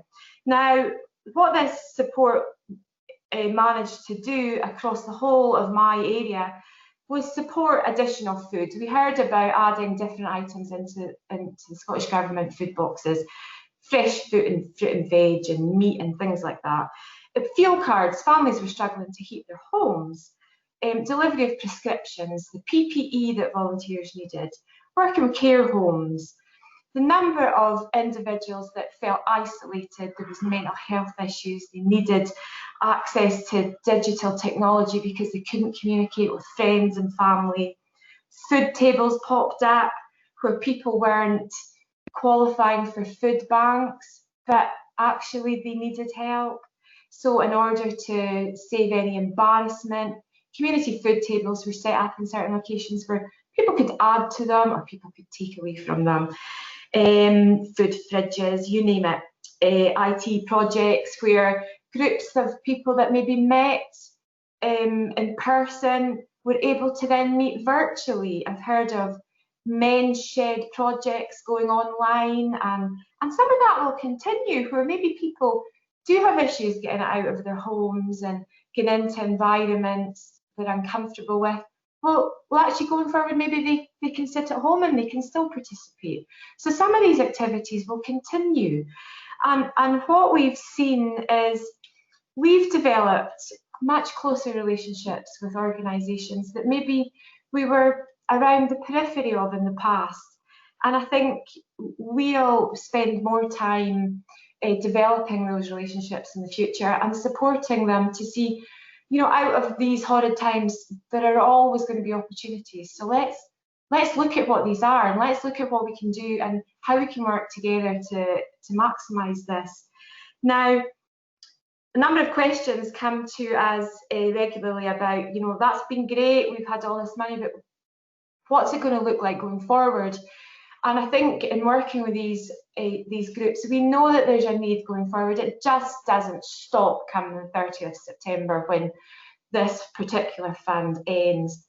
So again, we're working really closely with the Scottish Government, have been doing so for months to try and work out what's the next stage. I firmly believe there will be one. We're contributing to, you know, sometimes daily calls with Scottish Government and ministers to work out what's needed going forward and how do we fund that. And so whilst no decisions have been made yet, I firmly believe there will be another stage. Who'll distribute it? Don't know that yet, but I think what's important is that it doesn't end here. You know, I just want to make a personal thank you to everyone that's been involved, who've worked closely with myself and my colleagues. You know, I've got a really small team, but actually, you know, the relationships we have are strong, and it's meant we've been able to reach so many people who have needed it. Now, I also said, and I am happy to take questions, but I also said I'd talk about what else we've been doing. So it felt like, you know, that was a really intensive period of time trying to get this this fund agreed and paid out. And then I quickly got pulled into the Pivotal Enterprise Resilience Fund. And that was something else, because that was a process that I've never experienced in 30 years I've been with High. And we worked night and day to try and secure funding for businesses who were just on the brink of collapse. And I mean social enterprise businesses when I talk about businesses also. And we managed to approve over 90 applications. We were inundated with applications, but there was 90 that were deemed to be pivotal and got over £5 million out into the Inner Mary Firth area. I'm specifically talking about the Inner Mary Firth area, so Tane to Port Augustus to Dalwhinnie to Nairn, essentially. And you know, that was an intensive piece of work, as I say. But again, we had many conversations with these businesses to understand exactly what they needed, why they needed it, where they were at, whether they had sought funds from the numerous ones that Andy has talked about, including some of the bounce back loans, again, that are being referred to this morning, and those that were deemed to be pivotal. And when I talk about pivotal, I mean can't be replaced, crucial to particular sectors, and who weren't going to be able to continue, you know, post the summer. And so I say, you know, worked really hard on that, and we were really pleased with what we managed to secure for our area. What we have also been doing, when you talk about, you know, where do we go next? You know, this doesn't end now. There's many businesses will continue to need support. So we as an organisation have been working really closely with Highland Council and others, working with Malcolm McLeod and his team to talk about economic recovery. I know in some of the other calls, some of the councillors didn't like the use of that word recovery, but we have to try, and you know, that's not to say that the challenge has ended, but we have to try and begin to recover and support our businesses and our communities to take that next step. So we'll continue to do that. We understand how important our businesses are. We work with a portfolio of account managed clients. We know that we're probably going to have to look further than that. We're going to have to work really closely with all of our partner agencies to work out what can we do with the finite budgets that we do get from the Scottish Government. We have to try and secure money somehow to help them. But in many cases, the helping them isn't just money. It's about supporting them with advice. It's about signposting them to the right support route, because Andy's right. There is lots and lots of funds, programmes and support out there, but people just don't necessarily know how to get to them, or they need a bit of advice or coaching or mentoring as to how they go about getting the support they need.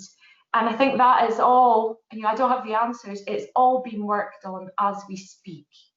And I think, you know, community planning has a role in that as well. We're all partners in that. And I think, personally, I think our role in that partnership might change because the needs will be different. I'll end there, but happy to take questions. Thank you, Rhona. That was really helpful information, and you're absolutely right. I think community partnerships are the key to moving forward, and I'm hoping that it will reinvigorate our particular community partnership, which has kind of fell by the way. But I think we could do an awful lot more, and your involvement would be fabulous in that. I think before we go to questions, we'll move on to our last speaker within this agenda item, which is Maria Dixon from the NHS. And Maria is going to talk about Test and Protect, but also looking at adult social care, which is an area which is very close to all our hearts. So I'll hand over to Maria.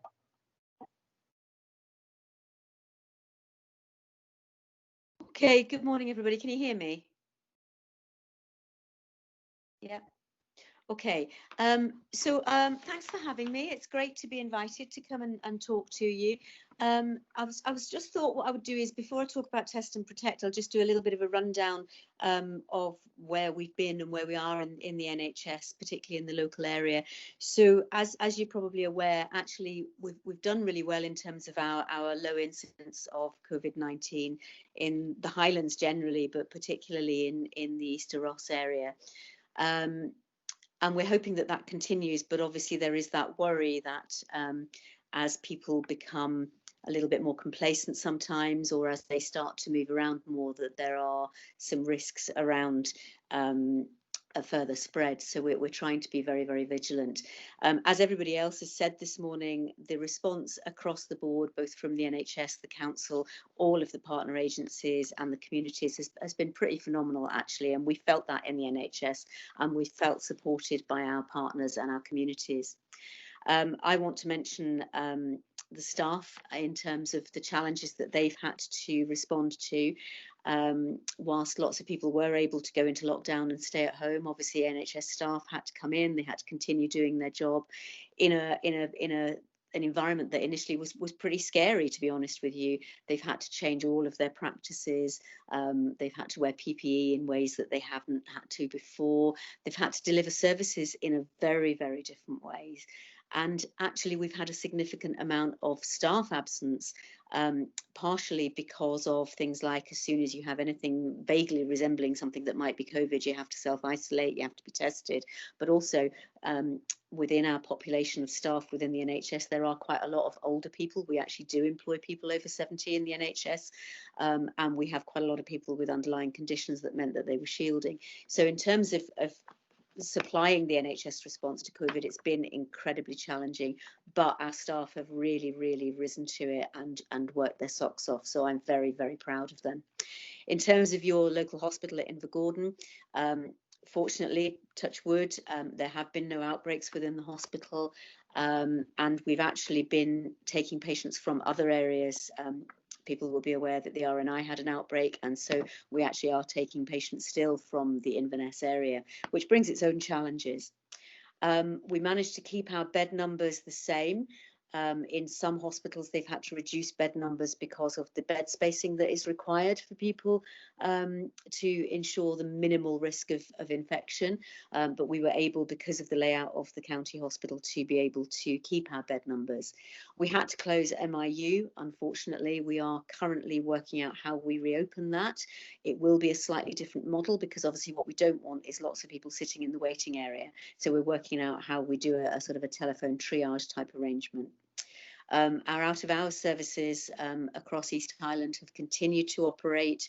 We have what's called a red room, which is that if somebody does arrive with symptoms that needs to be assessed, that there is a separate place that they're taken to.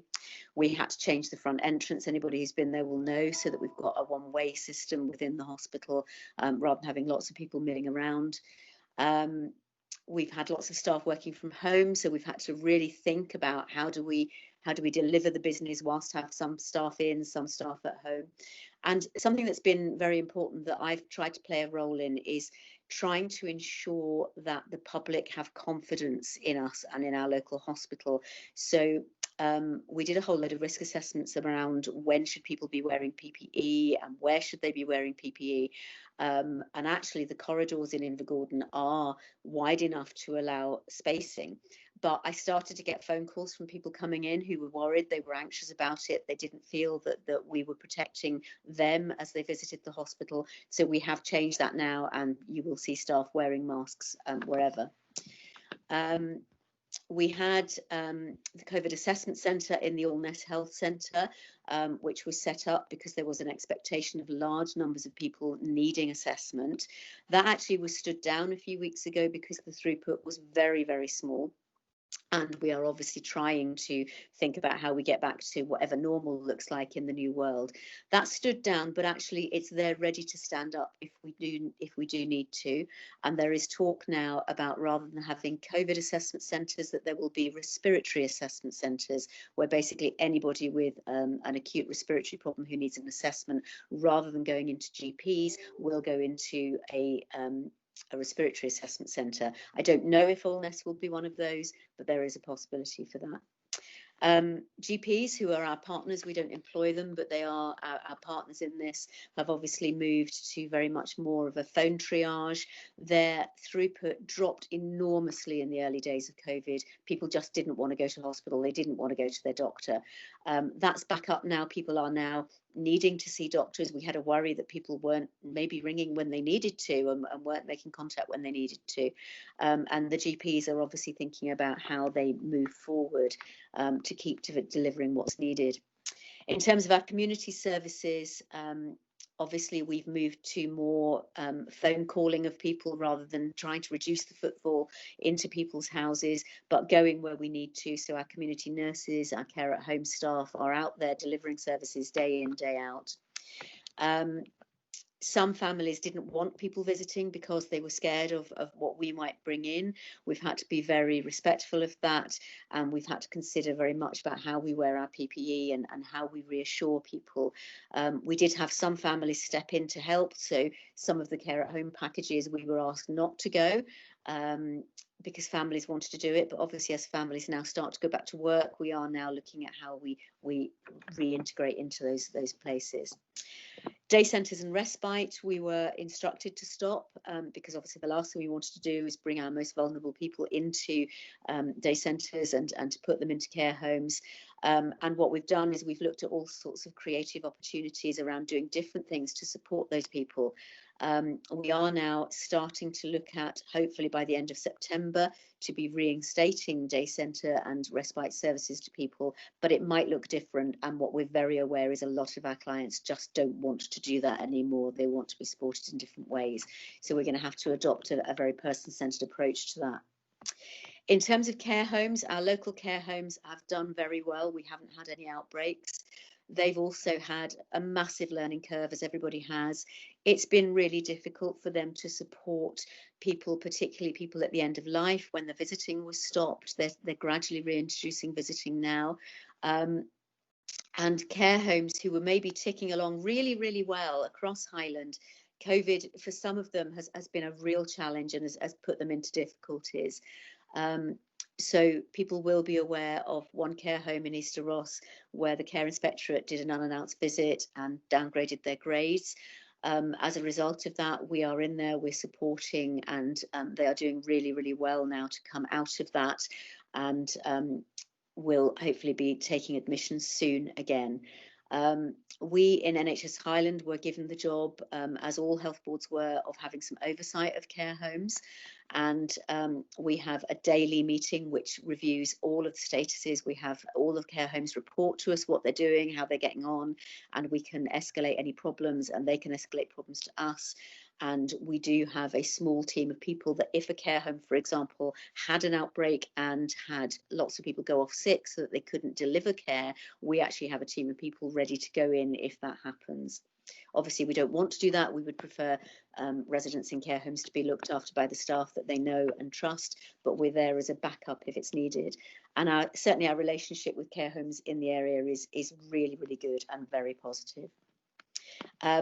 The last thing I'd like to say about the NHS generally is that I've touched on it. We're being asked to remobilise. Remobilise is the new watchword, which means that we're being asked to start to step back services, step up services, and deliver things as they were before, which obviously for us is a massive challenge because we have to think about waiting areas, we have to think about throughput in the hospitals and in the health centres. So that's a huge piece of what we're doing, whilst also having to follow all the guidance around social distancing and PPE and so forth. So it is difficult, and I do think that NHS services moving forward are going to look a bit different, just as daycare services and respite is. But hopefully we might have some opportunities here to learn because during COVID, the things that people have done and the way that people have stepped up actually has shown us there might be different ways to do this in a more effective way. And that's what we're hoping, is that we can learn from it and deliver better services in whatever the new world looks like. In terms of test and protect, that is going on in the background. So if any of you have braved going out to a restaurant or a bar or anything, you'll know that you're asked to provide your details. And then if somebody is tested positive, The tracing team will contact everybody that has given their details and ask them to self-isolate. There's not a huge amount of activity locally because, touch wood, we don't have a lot of positive tests coming through. We have a lot of people with symptoms and a lot of people being tested, but actually those tests are coming back negative because we're obviously starting to see some of the other illnesses that are coming through now. But what we are seeing, and one anxiety, and where I hope the community can help us really, is that particularly in our younger population, they are being less careful than they were. I know, for example, that a lovely crew of people from Aberdeen city centre turned up in Inverness at the weekend because they wanted to go out for a drink and they weren't allowed to in the city centre in Aberdeen. And obviously there is that fear that this disease gets brought back to us from other areas. So there's a lot of work going on. Public Health are very much on top of it. So far, things are going well. We are going to look, obviously, if we do start to have more incidents, then we will start to look at whether we need to increase the mobile testing centres. We've got them, they pop up every now and then. That's the Army that are running those for us at the moment. But generally, things are going in the right direction. We just need everybody to stay vigilant and to continue that. And we will try within health and social care to continue to deliver as best we can within the situation that we're in and to try and find new ways of supporting our communities. So last thing I'd like to say is just a massive thank you to everybody, to the communities for stepping up and doing some of the stuff that they've done to keep people fed and looked after. Very, very good links in terms of alerting us when there's people in difficulty where we need to step in. Lots of stuff that's actually keeping people well enough that we don't need to step in, which under pressured times has been hugely, hugely helpful. I think Easter Ross as a community should be very proud of what it's done over the last few months and hopefully will continue to do. So I'll stop rabbiting there, and if anybody's got any questions, please do ask me. Thank you, Maria. I understand you have to leave at 12 o'clock, so if anyone has questions, if we direct them to Maria first so that she can answer them before she has to leave. So I have a hand up already from Maxine from the beginning. Maxine, would you like to come in now?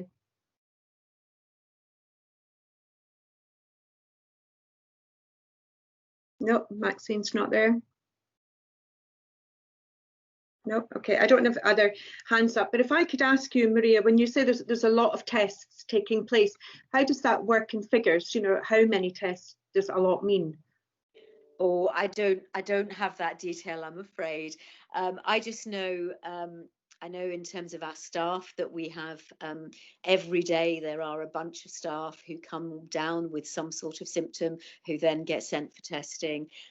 Every day we have at least one care home across Highland where there's symptomatic residents, and so they then go into enhanced surveillance from Public Health, which means so the care homes are doing lots of testing anyway as part of routine testing. Yeah. But if there is a resident that is symptomatic, then they get tested, but also so do the staff and the residents within the home.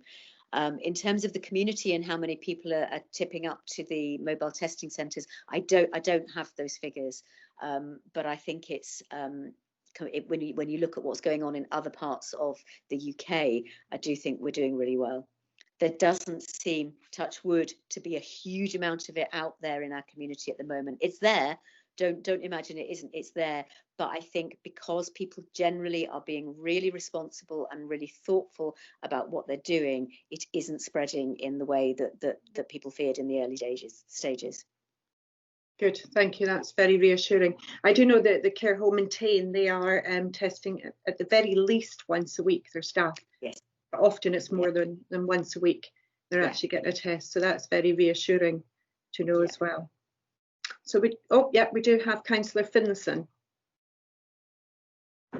Hello, Maria. You did mention people coming from Aberdeen into Inverness for nights out or staying for the weekend or whatever else. Obviously, their names and addresses will be taken, but will they be tested at all or will they be contacted when they go back to Aberdeen, just in case they were carrying stuff into Inverness? Nothing against the folk, obviously, but yeah.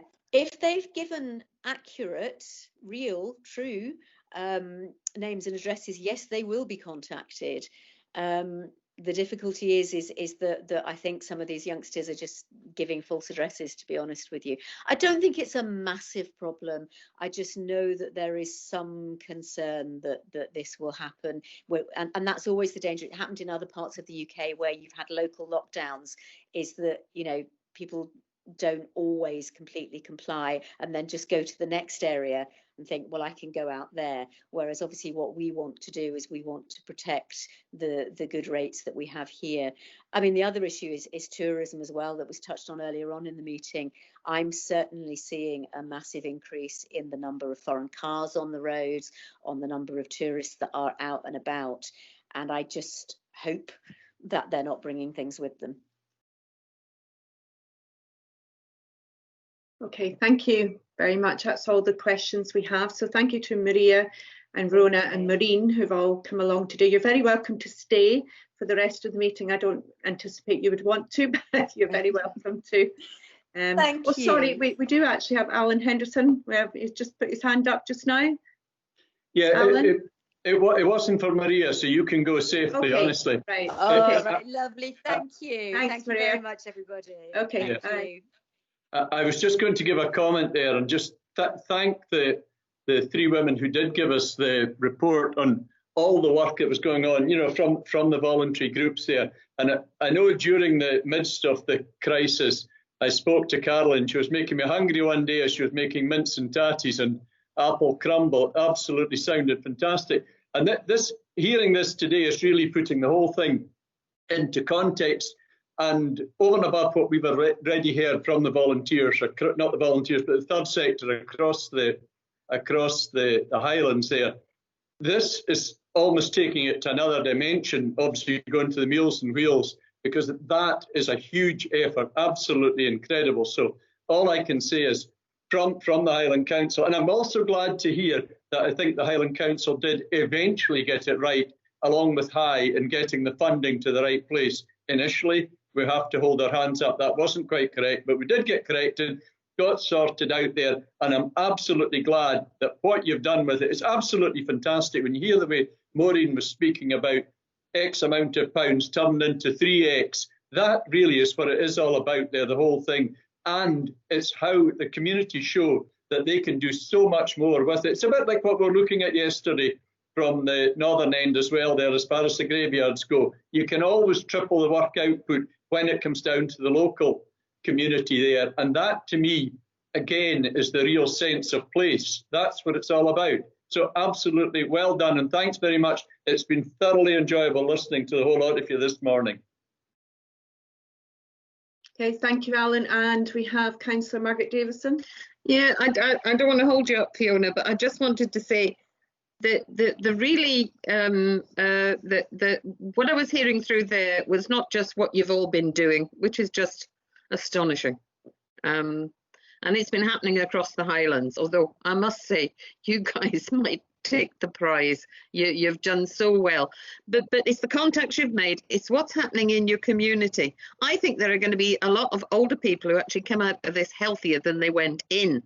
They're having contact, they're being fed, and you know where they are and you know what their needs are. And the interconnections between the agencies have improved enormously. Fiona, you said the right thing. Your community planning really now needs to pick itself up. Don't take no for an answer, Fiona. Get them back together and plan for the future. And in the very least, tell each other what you're doing. And then that'll make a huge difference. But what we're going to do now is build on that knowledge base that you've got, which is phenomenal. Same things come through in many communities, all the good work, but where it's going, huge anxiety about food supplies if we ever do have another pandemic. A lot of anxieties around mental health, and we need to have far more discussions about that. And now we need to put some sort of light on what our young people are doing. We really do, and how we can help there. But you are all looking to the future as well as saying what you've done, and I thought that was terrific. Thank you, Fiona. Okay, thank you. Thank you, Margaret, for your contribution. Okay, so we'll move on now to agenda item number 4. I'm going to say goodbye. Lovely speaking to you all, and Fiona, take care. Thank you. Thank Bye-bye. you. Bye. Okay, item number 4, the police area performance summary report, and you had those papers separately given out to you. You've all read them. We've got Jo Thompson, who's the acting inspector, along with us. Now, she doesn't need to go through the report. She's here to answer any questions that anyone's got, if you want anything to highlight it.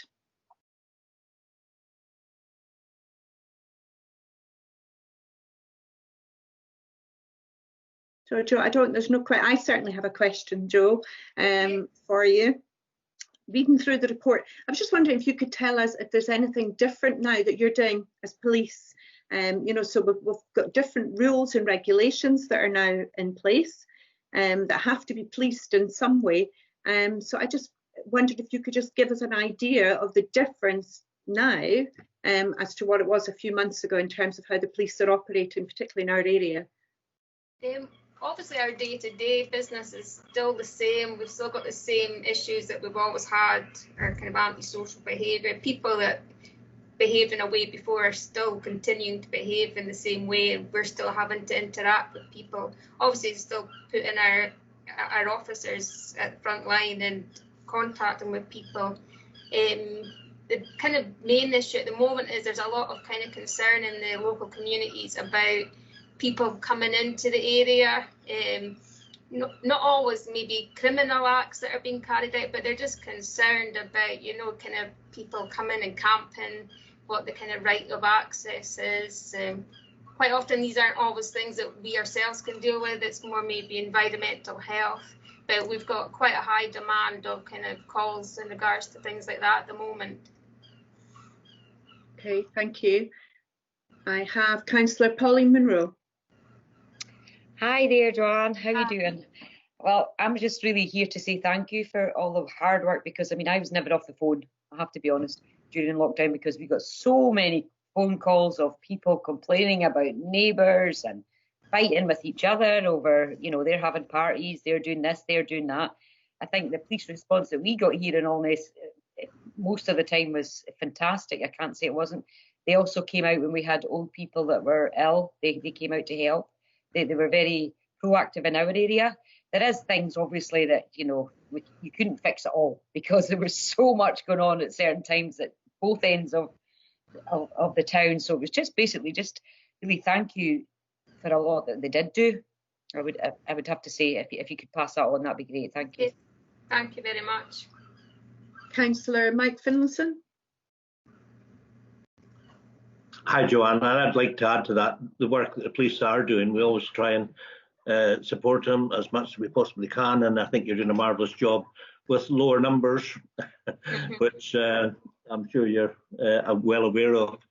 It was gratifying to see the amount of drugs that have been seized recently, not the fact that they're here, but the fact that you managed to get them. And it goes in the back of what was seized near Edmonton a few months ago as well. And I know the police can't be everywhere all the time, but do you still do stop and search of cars coming into the area carrying that stuff? Yes, we do. Yes. Yeah. I mean, at the beginning we were kind of maybe not at the beginning of the kind of COVID. It was like the kind of warrants weren't getting given the same, because obviously they didn't want us going into people's houses. But obviously we're still required to act on information we're given, and we are stopping and searching and searching people's houses as we were before. Okay, and Councillor Caroline Wilson. Hi, so yes, thanks Fiona. I know I'm dodging back and forth a bit, but I am listening. I just wanted to say also, on the back of what Mike said, how grateful we are for the recent drugs activities, and you know, there's a lot of people in the community who are pleased that you're managing to get on top of what is a huge issue for us, and something that we deal with on a daily basis, that both Pauline and I kind of in the coalface are seeing the damage that this activity is creating, and the havoc and the chaos it creates in some people's lives. So I am extremely grateful, and it must have been very difficult to put the manpower into doing the surveillance that was required and the efforts that would have been required to get the results that you did recently. So I think, you know, all of us in our ward, and Maxine would agree with that, I'm absolutely sure, because it covers our whole ward, and we are extremely, extremely grateful to you all. Yeah, I think the one that we're all referring to kind of highlighted that it was like, it kind of first came to light in February, and it's taken all this time to kind of gather all the evidence. And it's not just obviously the police, it's all, we're getting information from the local community that helps us piece all the bits together. It's not just us acting on our own. Wouldn't be possible if the community don't give that information to us. Okay, thank you. Thank you, Joe. Thank you for coming along. That's all the questions we have. We appreciate your time. Okay, thank you. Thank you. Moving on to agenda number 5, members. It's the Area Performance Summary Report for Fire. The committee is invited to note the report for Q1. And we have Alex McKinley here who will answer any questions that members have. What is it?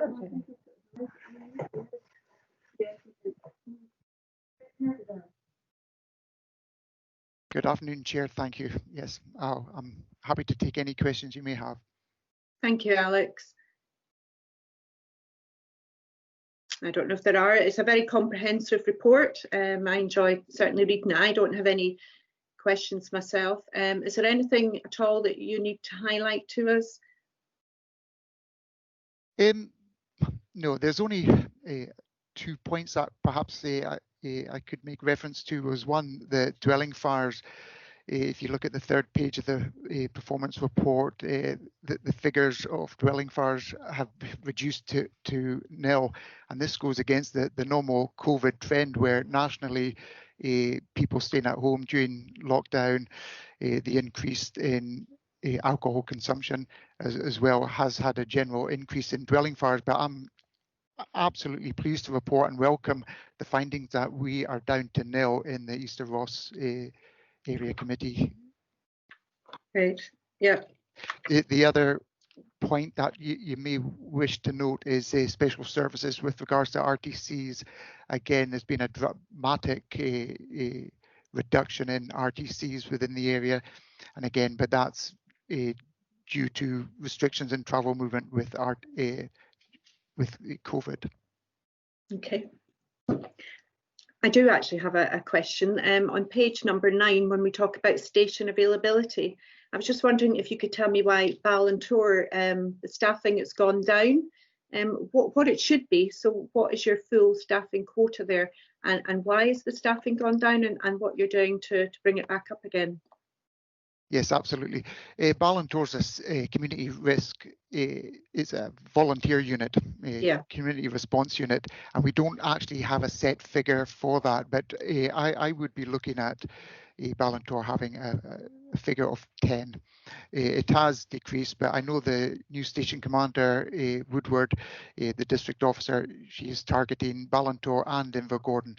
But if we look at also Invergordon, although the staffing has gone down, if you look at the availability, 100% for the first appliance and 89 for the second, these are exceptional availability figures, even though it has gone down. But I would welcome any support from you, all the members, in raising the profile as we continue with our recruitment for Ballantor and Invergordon. Okay, yes, thank you. That is noted. That there probably are ways that we can help and try and highlight the fact that you are looking for staff in both those places. So I do. Oh, yep, Councillor Munro. Sorry, me again. Just to ask, we were just on what Fiona was just saying there just now. How can we help? I mean, are you going to put a package or something together so that we can share it on social media, or what is it, the kind of help that you think you might need? Because obviously we're all desperate to help. Absolutely. During the whole lockdown and COVID, recruitment hasn't stopped. Recruitment is continuing, and there is a number of ways that we conduct recruitment. Is through social media, paper, radio. The crews themselves walk around the local community chapping on doors. The service has invested on banners that we put up in communities and posters. So anything that when you're speaking to the communities, to raise the profile. And also, we want the service, the stations, to reflect the community that we serve. So we're not just wanting, we want to encourage other demographics other than males to join. So we would welcome any support in raising the profile of Ballantor or Invergordon for recruitment. Excellent, thank you. Thank you, Alex. That's great. We don't have any more questions for you, so thank you for your time and for coming along today. No, and thank you for your continued support. Thank you. Bye now. Thank you. Moving on now, members, to item number 6, the phased reopening of schools and ELC settings. It's not a report, it's a verbal update that we have from Nikki Grant, the Head of Education Services. And we also have Derek Martin along, who's the Area Education and Learning Manager. I think that's your new title that hopefully I've got right there, Derek. Yes, you have, yes. Okay, so I'll just hand over to whichever of you want to speak first. Nikki, would you like me to start off with the local picture? Thank you, Derek. That would be great. So good afternoon now, members. Yes, time's running on nicely, and thanks for having us here for the verbal update. I'm delighted to say that the vast majority of young people have now returned to school full time. And that's following head teachers' early return from holiday, spending much time reviewing their local settings to prepare for a safe opening. Head teachers have been in touch to say that there have been a lot of happy smiley faces from pupils and staff, and schools have spent the last week re-establishing relationships, preparing children for our new normal, and sharing very new procedures and systems that have been introduced and are still developing to keep everyone safe. You can imagine that nerves were understandably running high last Wednesday when the schools opened their doors. However, by way of example, Miss Haynes, the acting head teacher of Kilcairn Primary, was very quick to email the area team and the head of education to reassure us all that the planning and preparation and hard work of the school staff had really paid off. Miss Haynes said that the whole day went very smoothly. Everyone adhered to the protocols in place, and all staff and children were smiling all day. We're really looking forward to the rest of the week and thereafter. And thank you for all the support from everyone in getting us to this point. So that's really nice to hear. Health and well-being is a high priority across all our schools right now. And certainly during the last week now, school staff have been taking the time to ensure that children are settling back into school routines and that they feel safe and secure.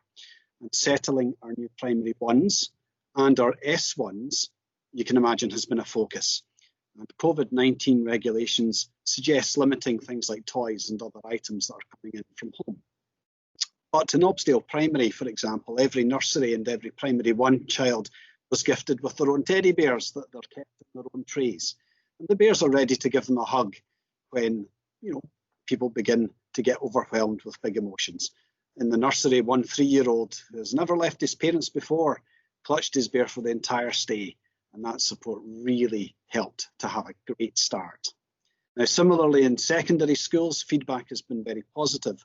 Allness Academy, and I was earlier on, for example, we're delighted to secure the funding with members' help to provide uniform starter packs for all S1 pupils. Blazers, shirts, ties, goodness sakes, that was great. S1 have attended looking smart in their uniforms with excellent attitudes towards secondary school and learning. They've been mature, resilient and compassionate, and we're looking forward to them moving into their new school reasonably shortly. And Mrs. Brown, the acting head teacher, said, although the S1s had to join us in our old building, they've not complained and they found it quite an adventure with the excitement of moving to the new building still to come. The Invergordon schools community have not only reopened their schools successfully, but have also been engaged with their community around moving forward from the Fire Park Primary School. Additional toilets have been installed at the academy, rooms have been moved around to support the primary school, and officers are engaging with the parent councils to plan next steps. And both Nikki, Donna and I were at Invergordon Academy to see how things were going this morning. At Tain Royal Academy ASG, we're looking at restarting out of school care. And as with all schools in the area, they're focusing on curriculum recovery in health, well-being, literacy and numeracy. And I can assure you members that head teachers are in regular contact with the area office for guidance and support around the many areas of new processes. I'm delighted to confirm that all settings across Easter Ross are now delivering the enhanced entitlement of early learning and childcare, meaning that families can access up to 30 hours a week of free childcare. We hope that we will see an improvement in children's outcomes and help close the poverty-related attainment gap, as well as increasing family resilience through improved health and well-being of children and parents, and supporting parents to get back to work and to study. As part of the first term, again, health and well-being is at the heart of what we're doing. Now, for our pupils with significant needs, we've got a strong team around our special school at St Duffus and our nurture bases.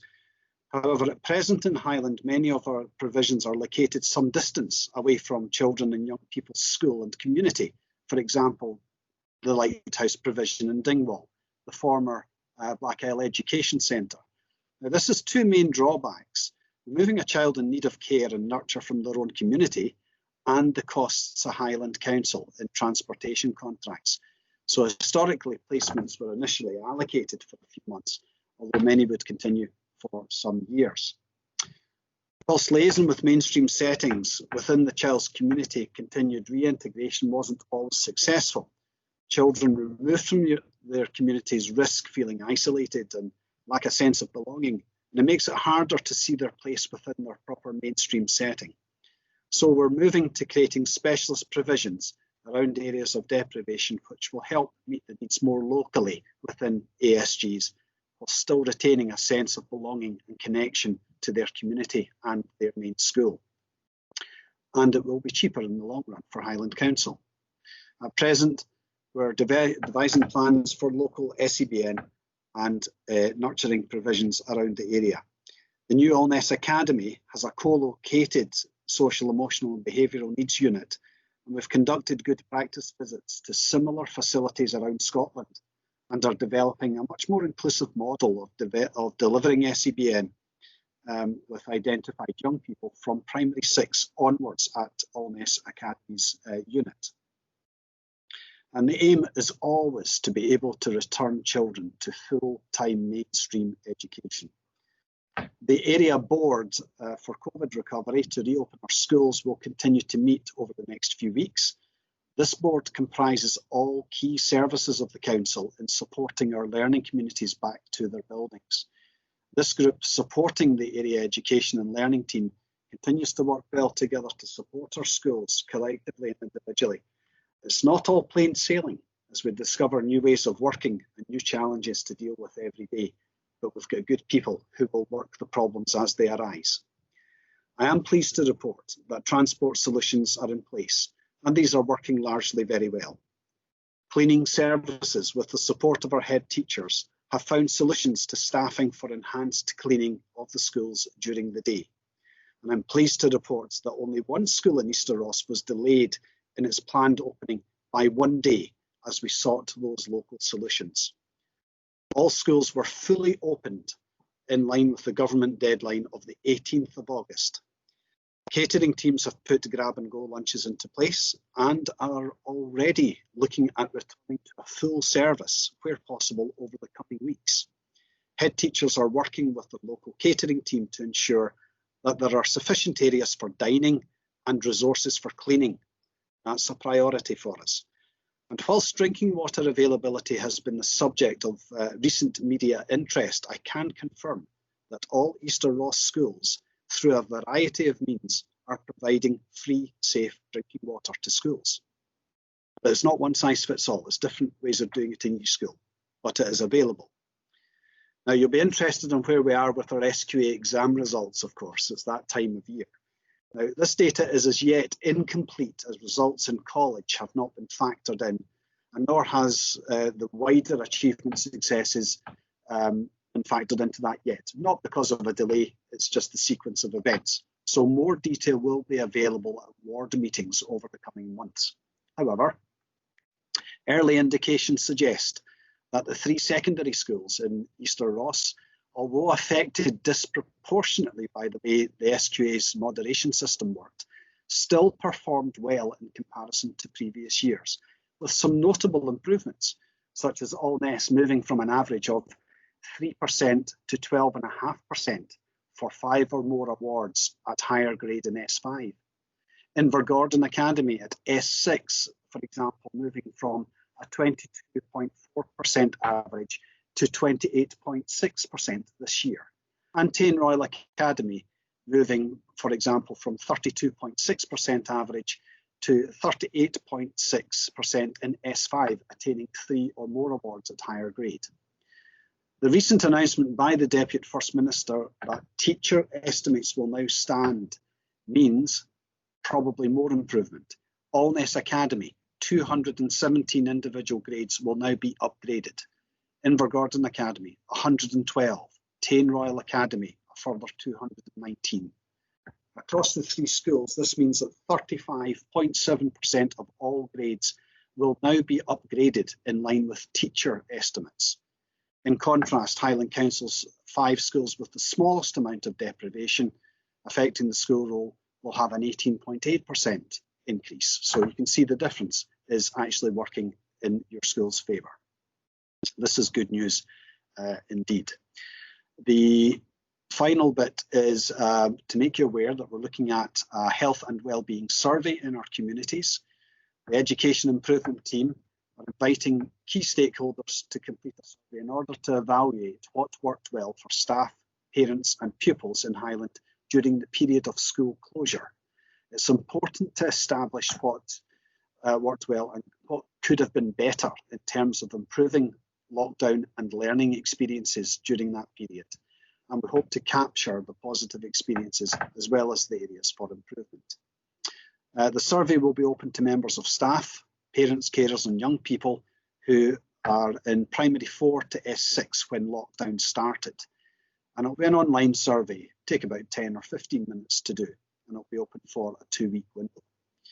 That will be going out on the 24th of August, and it'll be issued to parents via the usual school communication channels with a 2-week window for the completion. And the focus that we need to look at for learning experiences going forward, particularly if we go into periods of localised lockdowns, will be learning and teaching in the round, the use of digital technology, and of course, health and well-being. A report will be written by the Education Improvement Team, and the findings will be shared with elected members in due course in order to help inform next steps and to prepare for what we could get with localised lockdowns. So, members, that's a very broad, hopefully, bit of news from mid-area and in particular schools in Easter Ross. Thank you. Nikki, would you like to add? Yeah, thank you, Chair. Thank you, Chair, and Derek, thank you so much for pulling that important piece of information together. I know that you worked with officers over the last couple of days to do that, and what a magnificent piece of work in terms of how you've outlined how our young people, our staff and our communities have come together in terms of getting all of our schools back across the Mid and Ross-shire area. So I thank you and your team for that.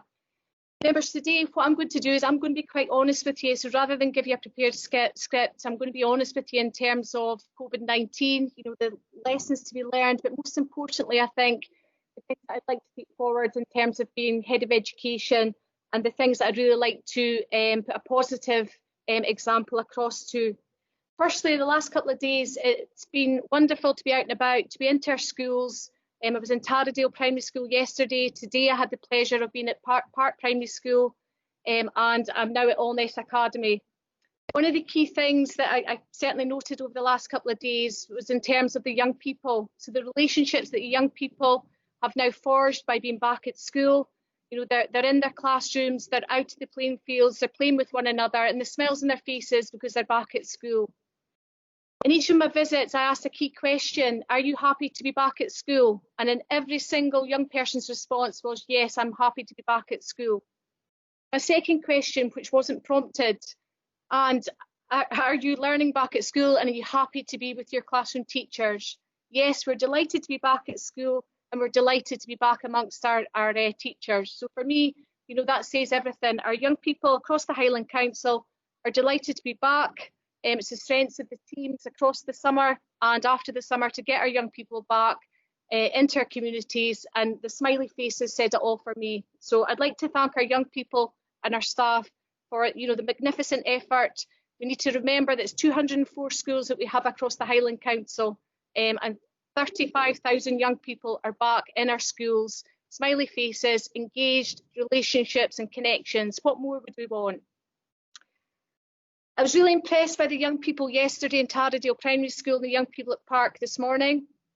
And the reason that I was really impressed with them was the way that they went about their daily business. So as part of their opening learning intention, they were all tuned in to washing their hands, sitting at their tables, dusting down their tables and getting their work out. And I was really impressed that that was part of their day-to-day routine. Our young people are resilient. They're connected to one another, but most importantly, they're connected to their schools. And that was a real proud moment for me in terms of their socialising and the hygiene routines that they had obviously gone through over the last couple of weeks. I was also impressed by the routines of the classroom teachers. So in Taradale yesterday and certainly in Park Primary School today, as part of their opening to the class, they were talking about mindfulness, they were talking about well-being, they were talking about their emotions and how they were feeling. And to me as Head of Education, I think it's really important. It's the first time that we've really been able to think about well-being and what that looks like for each of our young people. And everyone knows today that if we get the well-being right, then certainly we can raise attainment and raise achievement for all of our young people to higher levels. So I was delighted to see that. The second key thing that I would say is a real positive for us in terms of COVID-19 and how we move forwards is the way that our staff have reacted to being back in school. They've adapted their curriculum. And I think this is a key focus for us. So they're now thinking about the key skills that our young people have highlighted across the lockdown period. They're thinking about the way that they're delivering their curriculum. So instead of delivering numeracy and literacy within the classroom, they're thinking about outdoor learning and how that can impact on their lives. And I think that's a magnificent way in terms of preparing our young people for skills for life, learning and work. I was also impressed by the team teaching of some of our staff and some of our probationary staff who've only been in their schools for the last 10 days. I was impressed by the relationships that they quickly formed. I was impressed by the high quality of learning and teaching. And again, I think this is a positive that we need to celebrate as a team and as an education system. The third thing that I think has been a positive for us across COVID-19, and I would like to build upon, is the relationships that we have with our parental community. I would never have thought of having 200 parents on a virtual Skype meeting talking about learning and teaching, talking about attainment, talking about the vision for the Highland Council in terms of education. And again, that's something I think we need to build upon.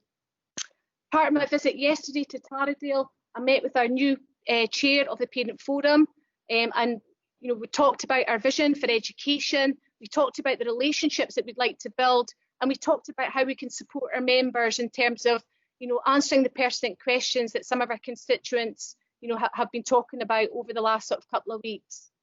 So for me, I think that's a real positive and something that we need to grow, and I'd like your feedback on that as to how we can move that forwards. But with every good points, members, there's always challenges, and as Head of Education, I'm quite open about the challenges, and I need your help today, and your questions after this presentation will be welcomed in terms of how we can support that. So firstly, the first challenge I'd like to talk about was the incident in the south yesterday, with the positive testing of one of our young people. That was a real challenge. It was a real challenge because what we had to do was we had to work quickly as a team.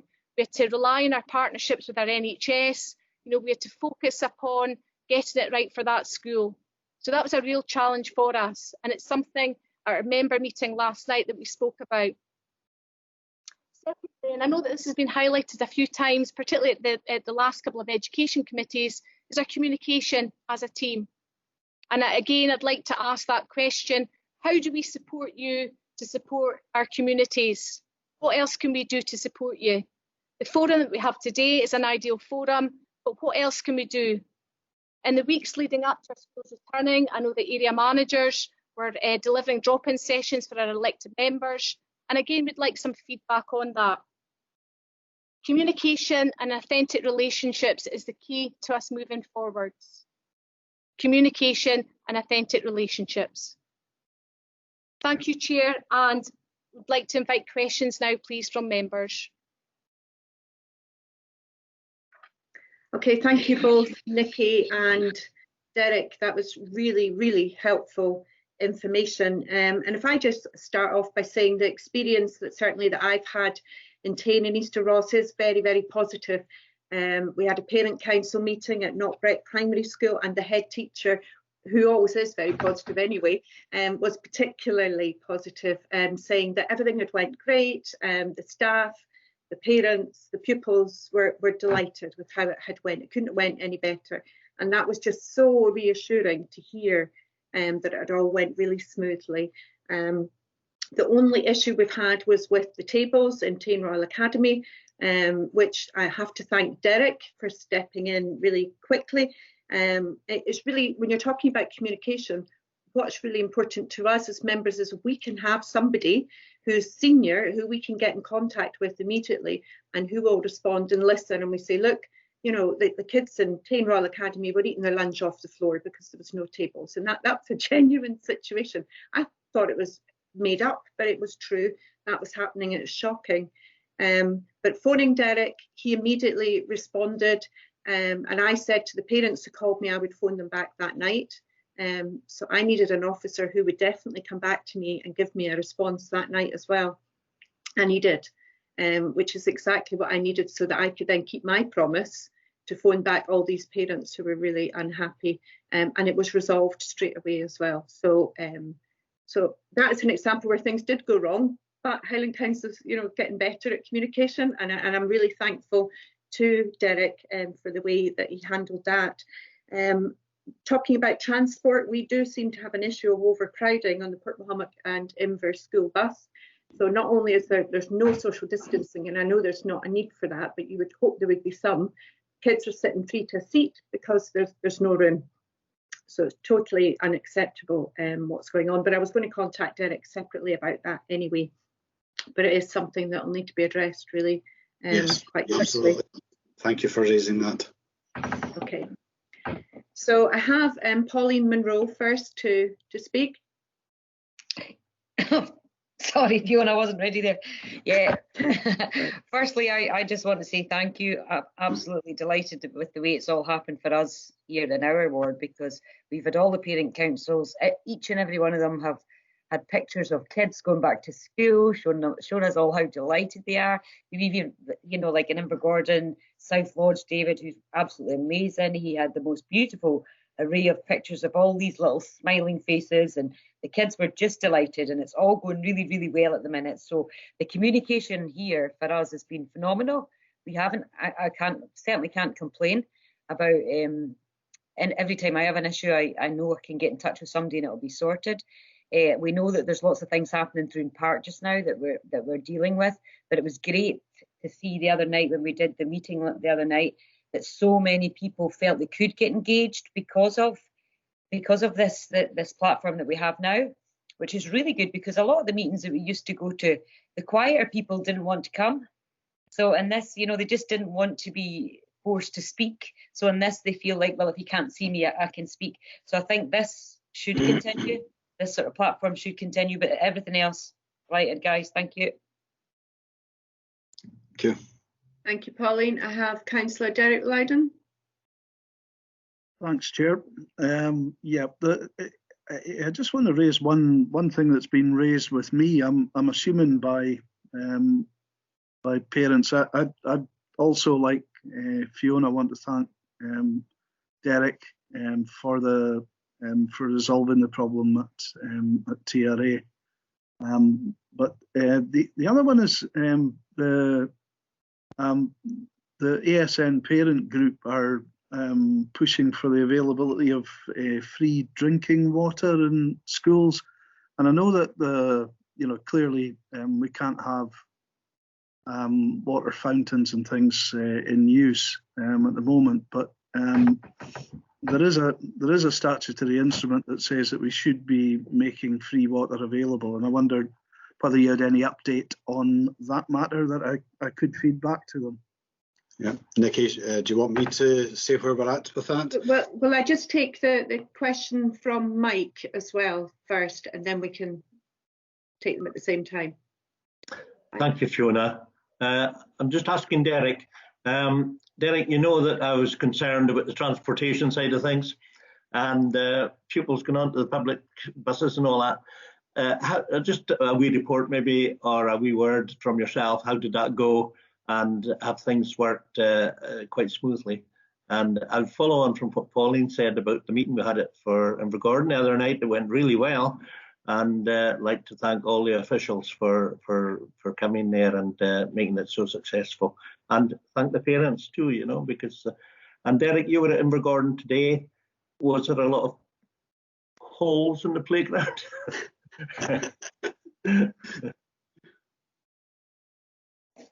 Okay, Derek, do you want to come back? That was... Yeah, so I'll take them in order if I may. I'm just thinking hunting bunny wabbits, you know. With regards to the ASN group, Councillor Loudon, I know you were copied into that as well. We have put out an acknowledgement and we're just getting in some further technical detail around that. But in the round, I reiterate, all our schools are very, very clear on their legal obligation to provide safe drinking water. That is an absolute. All head teachers are clearly aware of that. Now, water fountains have had to be switched off for safety reasons. That means that alternative arrangements are in place. Now, those range from kids bringing in bottled water as at the start of the day, most tend to anyway. They all should have access to a safe tap point for drinking water. Now, all our schools were tested for Legionella before they were opened. It was part of the safe reopening. And very few of our schools, in fact, did have a Legionella problem, given stagnant water over many months. Very few were affected by that. And the fix is actually very quick. It's disinfect and put a filter on it. So the water in our schools, with the exception of a science lab, all the other water is considered safe to drink. It will cause no harm, but the proper drinking water, of course, comes from areas such as kitchens and so on, for obvious reasons. We had a meeting yesterday with the property and facilities management heads of services, and we're looking at, ensuring as we move forward that where we need additional jugs of water out, for example, in canteens, that will be done. We're considering the approach of, is this an opportunity to have more taps, perhaps even linked to outside in the playground area? These kind of ideas are being explored. But the most important thing, members, is that our head teachers fully understand the legal obligation to provide free drinking water. And we'll make a full reply, of course, to the group within the next few days. With regards to the second one, the public bus, Councillor Finlayson, thank you for that. And it's always good to hear you regarding transport. It keeps me on my toes. With regards to the public bus service, however, I've had no report from schools to say that there's a problem. Equally, I would not expect, though, to hear a report from the bus company, because it is a public service as opposed to a contracted service. So they wouldn't normally make a report to me about that. However, because you've raised the question again, just to see how it's going, what I will do is I will contact David Summers, the transport manager, to see if there has been any information passed his way. I suspect that if there's no information, then that means things are going fine. We tend to hear by exception, but allow me to get back to you in the next couple of days, Councillor Finlayson, if that would be acceptable. let's go hunting bunny rabbits at Invergordon Academy. And Councillor Munro was laughing away there. I mean, I've seen a lot worse, to be fair. And I know that the FM service are busy filling in holes, but we think there are rabbits in that area. And as the head teacher herself said, you know, I had plenty more of them down at the Old Park school site. And I think we're not going to eradicate rabbits, clearly, but what we can do is look at the play areas. And I'm pleased to say that having visited this morning with the Chief Executive and Nikki and a few other officers, that there are some improvements that could be done quite quickly.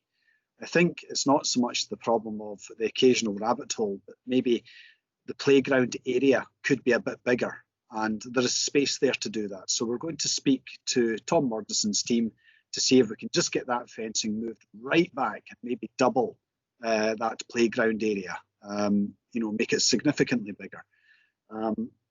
Parent Council this morning were talking about, you know, could we get some outdoor equipment there? We've got lots of community money, lots of support, and our answer to them is yes, we'll just check with the health and safety unit regarding, you know, cleaning and stuff like that. Let's make sure it's mobile so that it's not fixed there, because we don't want to give a sense of this is where you're going to be forever. Let's make it mobile, easily cleanable, and I'm sure the Parent Council will be absolutely delighted to work with Karen Cox and her team regarding that. So I don't think it's so much about rabbits and rabbit holes, but more the need to expand the area, which will give the children a much better experience.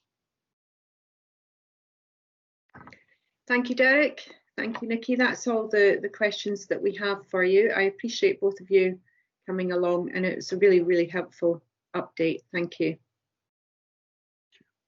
Thanks, guys. Thank you. Bye-bye. Bye-bye. Bye. Okay, members, I'll now move on to item number 7, which is the road maintenance update. And we have Ian Moncrief here, the roads operation manager, to answer any questions that you might have. We'll just take it that we've all read the report, Ian, so you don't need to go through the report. We will just take questions to you if that's okay. That's fine, yes. Okay, members, I will start off with the questions I have. First of all, if I can talk about pothole repairs, have they started back up again? They seem to have stopped. I noticed in the report that they were continuing and certain potholes would be filled in. Certainly that wasn't our experience. We had many that were left for months over lockdown. So are they starting to get filled back in again? And are you moving to hot tar? Are the quarries open again? In terms of manpower, you'll have seen from the email which I circulated widely that there are times in Tain and Easter Ross where we don't have any manpower available to do any jobs. So there might be dangerous jobs such as verges needing cut, where I have asked to get it cut, and I am told quite truthfully, I'm sorry, there's no men at all available. Not that day, there's no men for the foreseeable that can do that. So that's a big issue that I'd like your comments on. I do know in the report that we have been particularly severely affected in Easter Ross in terms of staffing levels, so with people shielding, with sickness, and that has been, we've been very unfairly caught in that, and that's very obvious from the report, but it's very difficult for us to try and report back to our constituents to tell them that, I'm sorry, no work can get done, particularly when we know that in other areas they get a much higher standard because they do seem to have more resource in terms of manpower. So just if you could address that for me, please. I'll take a few of the questions first, Ian, and then if you can come back to them all, if that's okay. So next I have Councillor Pauline Munro. Thank you, Fiona. Yeah, mine is really much and such the same as yours, Fiona. I mean, the ongoing issue with the housing schemes that we have here, I mean, on this whole COVID thing, I've changed my tyres on my car, just my car, 3 times getting out at schemes feeding people because of the size of the holes. I mean, they're massive in Milnafua, Westford. You know all the places, Ian. And I don't know how much farther it's moved on, because when we did complain about it previously, it was always said, well, that's part of housing, that's part of this is part of that. The people don't understand all of that. They just want their potholes filled. And it's getting to the point now where, I mean, I'm struggling to find a road locally that hasn't got big gators in it. Sorry to be so, negative, but it's really poor here just now. Thank you. Thank you, Councillor Munro. Next I have Councillor Rind, then Councillor Loudon, then Councillor Finlayson. So Councillor Rind first. Thank you. Are you hearing me there? Yes. Good. I just had the nip out to take the phone, so I didn't hear what you said at the beginning, Fiona, but I'm sure that's everything I would concur with anyway. So thanks for the report that's in front of us today. And, just like other members, I have real reservations with what's happening in the Tain and Easter Ross ward at the moment. The lack of workforce. My understanding is that most of our workforce, there may be 4 people, one's been off fairly long time sick, maybe coming back just after the holidays. But anyway, so we have 3 people, but that 3 people aren't within our ward. They are not within the Tain and Easter Ross ward, and that causes us major concerns with all the amount of work that needs to be done in our ward. Now, I appreciate in other wards there'll be the same amount of work to be carried out, but also they will have workforce of their own, and I can't understand why our people are always out with our ward and not doing any of the work within our wards, within the Tain and Easter Ross ward. Now, we look at galleys, for example. It would be easier for me to walk round and tell you the galleys that don't need to be done, which would be on one hand, to every galley within our ward is choked. And, that's a serious issue if it comes to the heavy rain. We only had it one night last week, but, immediately, if we have a downpour like they had further south, immediately the general public at large will come back to us and say, well, your galleys aren't cleared. That's why the water's coming into our houses, etc. So the galleys are a serious issue and really need to be addressed. And, any time we ask about the galley emptier, or it's here or it's somewhere else, but it's never in the Tain and Easter Ross ward. And when I drive through other communities, sometimes you'll see the galley emptier, sometimes you'll see the mechanical road sweeper, but we don't see these things in Tain. The potholes are a major concern, as you know, and there has been a wee bit of hot tarring, or the hot box, whatever you call it, been done fairly satisfactory in some of our roads, but it hasn't really reduced the amount of potholes that still need to be carried out. The roadside verges, I mean, I know some people enjoy the roadside verges with the long grass, the wildflowers, etc. But the majority of people don't enjoy that. And of course, sight lines are very, very important. And, I said to the chaps at a funeral one day, any chance if you get in the road to the golf club cat, not that they're having golf week, but we normally get a cat for that particular week. And, it's narrowing out and that.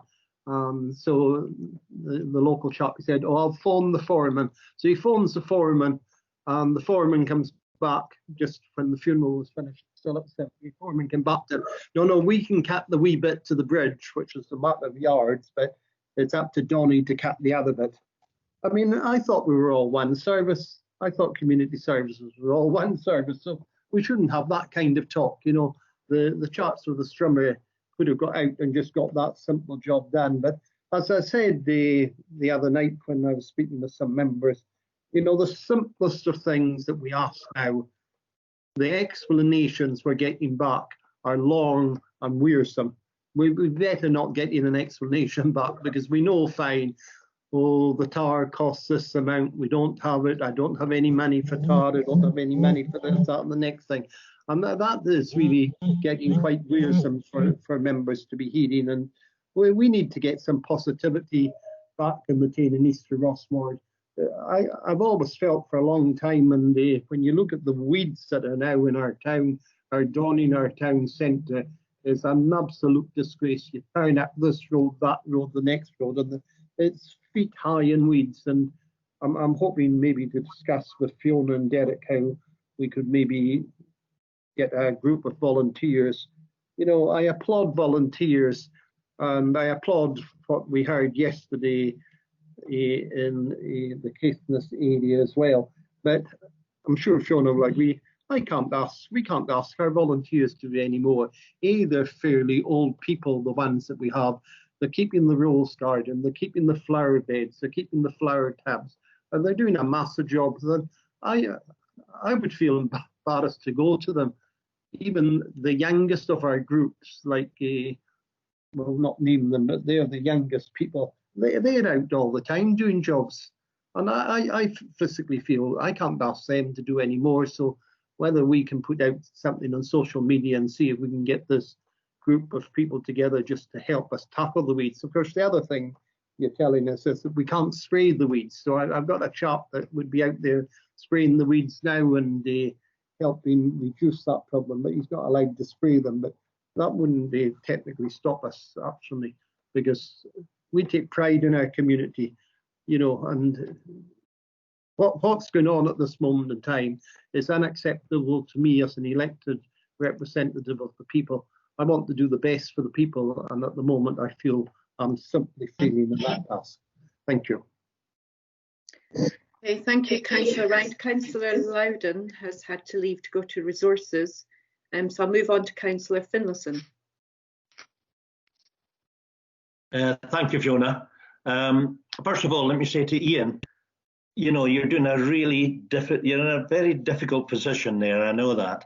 The finance is, you know, is really, you know, hard to come by, and I know with this situation with regard to the budget at the moment, I'm not foreseeing any more money coming forward, but I have raised the issue, I think, with Alan and maybe Karen before, with regard to getting, for those communities who are so fortunate in having wind farm money. I never thought I'd ever say that, but yeah, we need to try and get something from perhaps higher up the tree than myself to put something out to these community councils and say, look, this is definitely the fact that you can do this.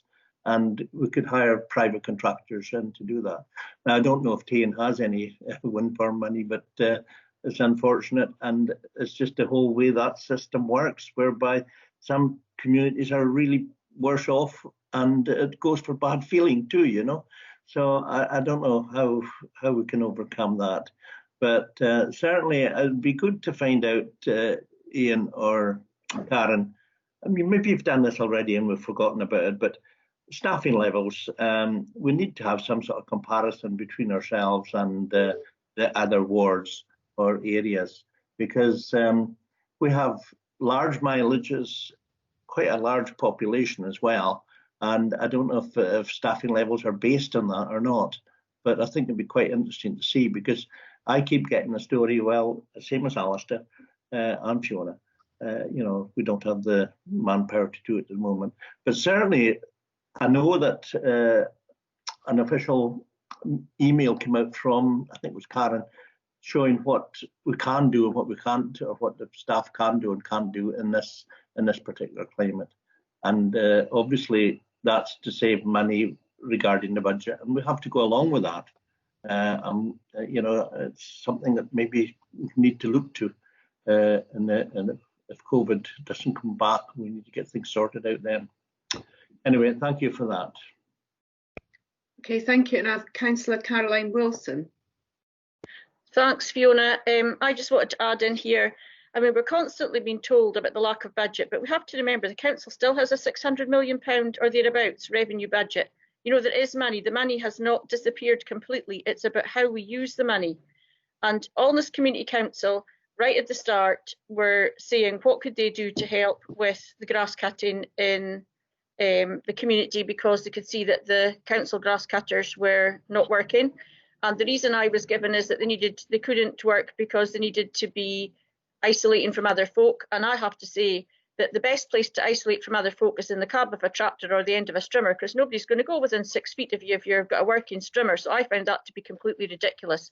However, when John Pirrie and his staff came back to doing grass cutting, I have to say I would wholeheartedly commend them on behalf of everyone that works in the area that they work in. They go way and above the call of duty at all times, that John Pirrie uses common sense and he does his very best to make sure the resources he's got go as far as possible.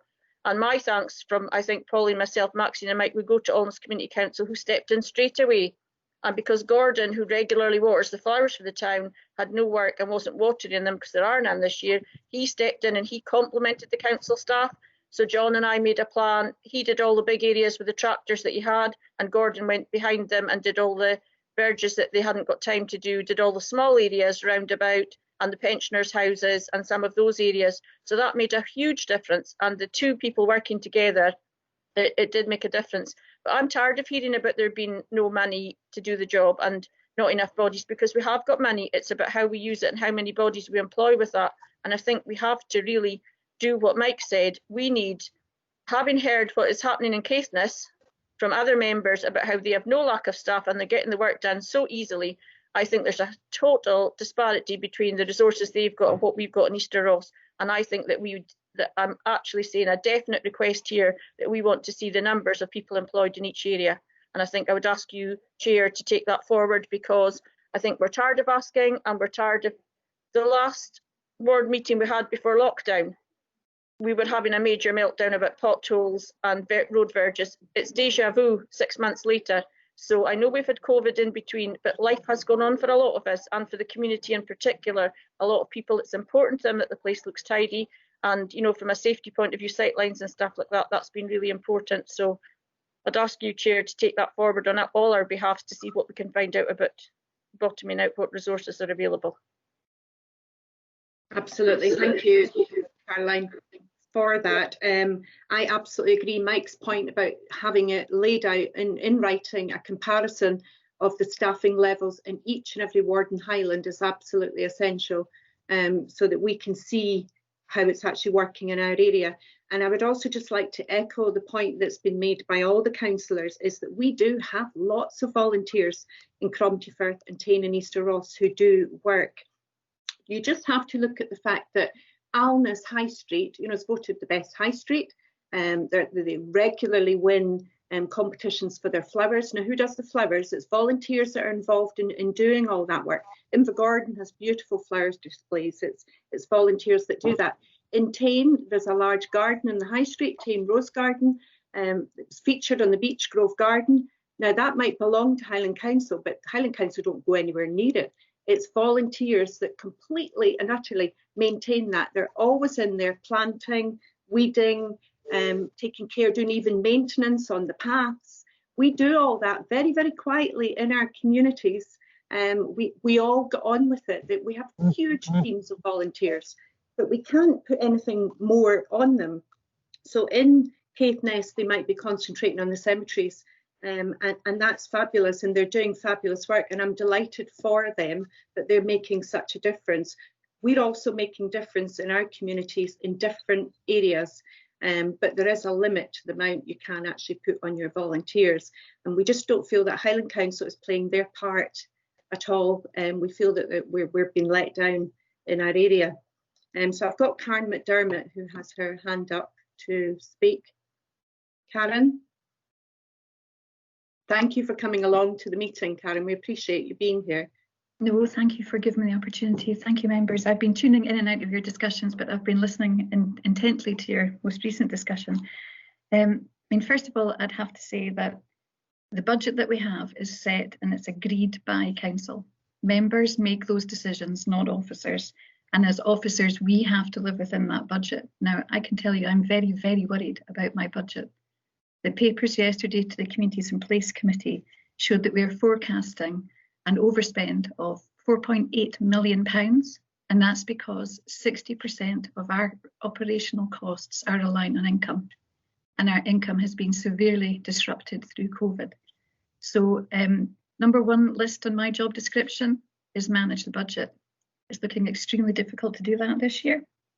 So I would say, members, what we have to be is far more creative in how we try and meet your and community aspirations, because council resources alone will not stretch as far as you want them to. And I would say as far as officers want them to. I know that we have staff who would dearly love to have more resource. And we've got John Mackay speaking shortly on the grounds maintenance report too. And John this year has had half the number of seasonal staff that he would normally have. He also had a late start to the year because our staff followed national guidance, which said firstly, grounds maintenance was not an essential activity, so all works were suspended for a 6-week period, and then they were introduced on a safe and limited basis after that. So I guess what we need to do is look at who else can help us. And I know that you've all got really active communities with different groups being involved in different things.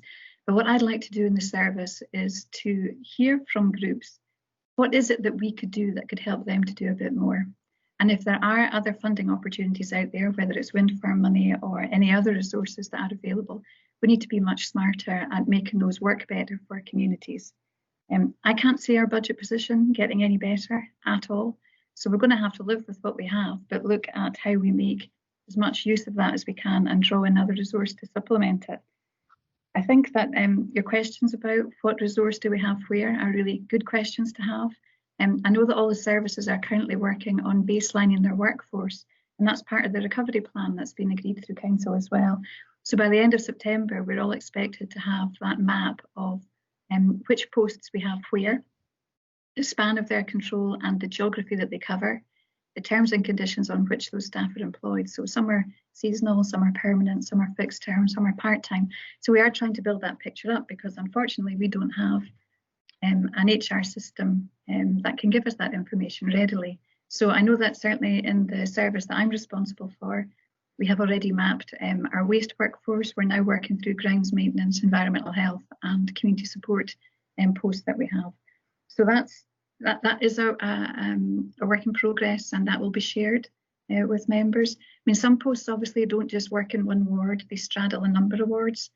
And I think that's certainly true of the grounds maintenance team, and it will be true of the roads posts as well that you're interested in. So it might be quite difficult to apportion someone's time completely to one ward and not another if they cover more than one, especially if their work is reactive. But I ideally wish that we had more resource and that we could do more. But the reality is we don't, and it's our job as officers and paid employees to make sure that we don't exceed our budget. Now this year, I don't know how easy it's going to be to do that. And I'll be honest with you, I mean, Councillor Henderson might want to come in. He was chairing that meeting yesterday. But what we do have is a huge amount of goodwill. We've also got staff who are changing their position and seeing the benefit that volunteers can bring and thinking, you know, if we can't do it ourselves, what can we do to help people do more themselves?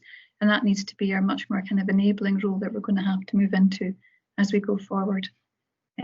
Now, members have difficult roles in agreeing where the council directs its resource. You know, do you spend it on care? Do you spend it on education? Do you spend it on roads? Do you spend it on getting the grass cut? These are all difficult decisions I know you have to make, but as officers we have to stick within the budgets we have been allocated.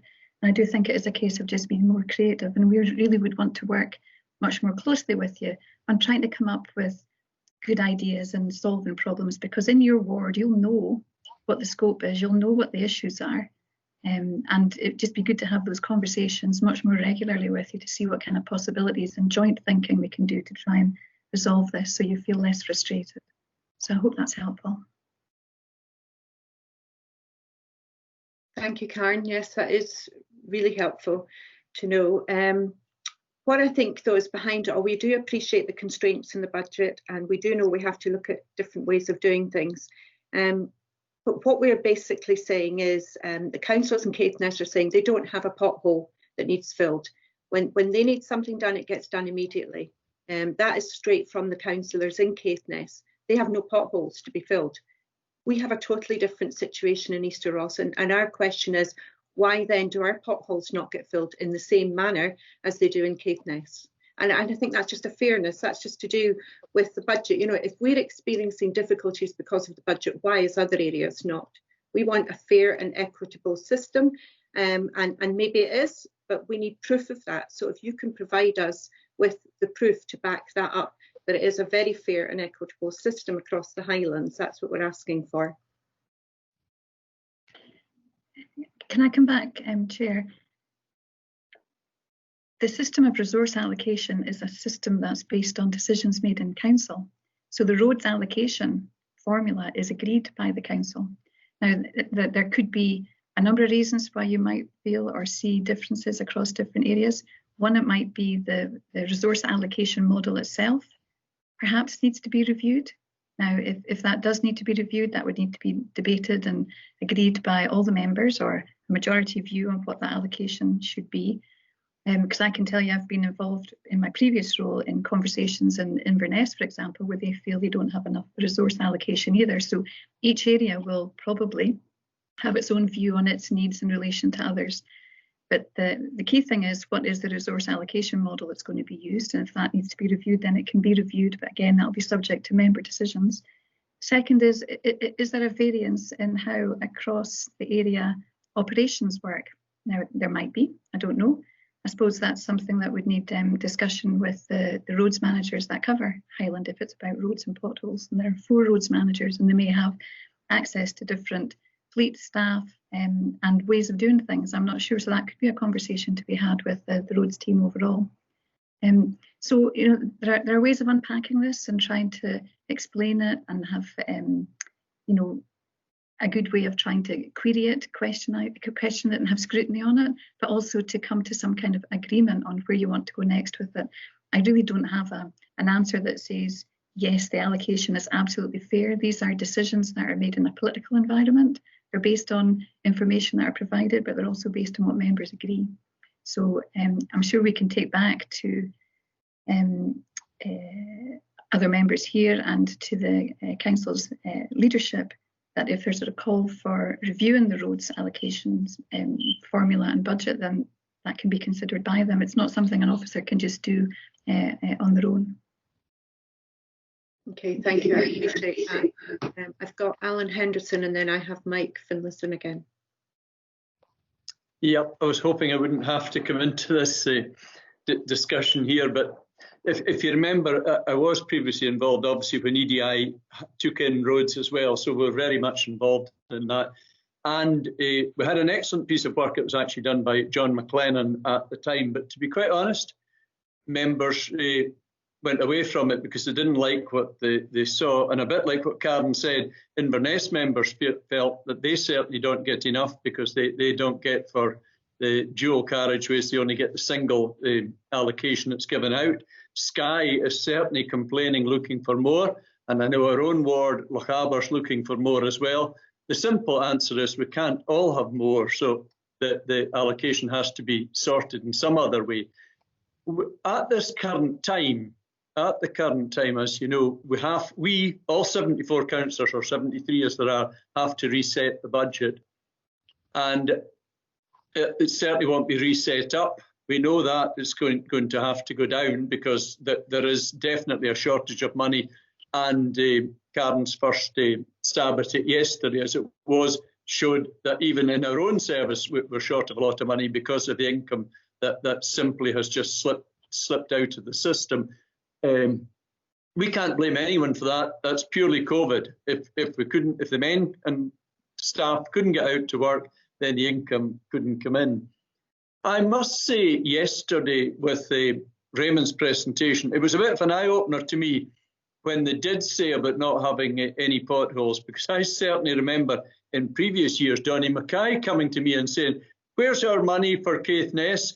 We've got potholes all over the place." And he was forever moaning on at me there, and I must say I did try to do something about it.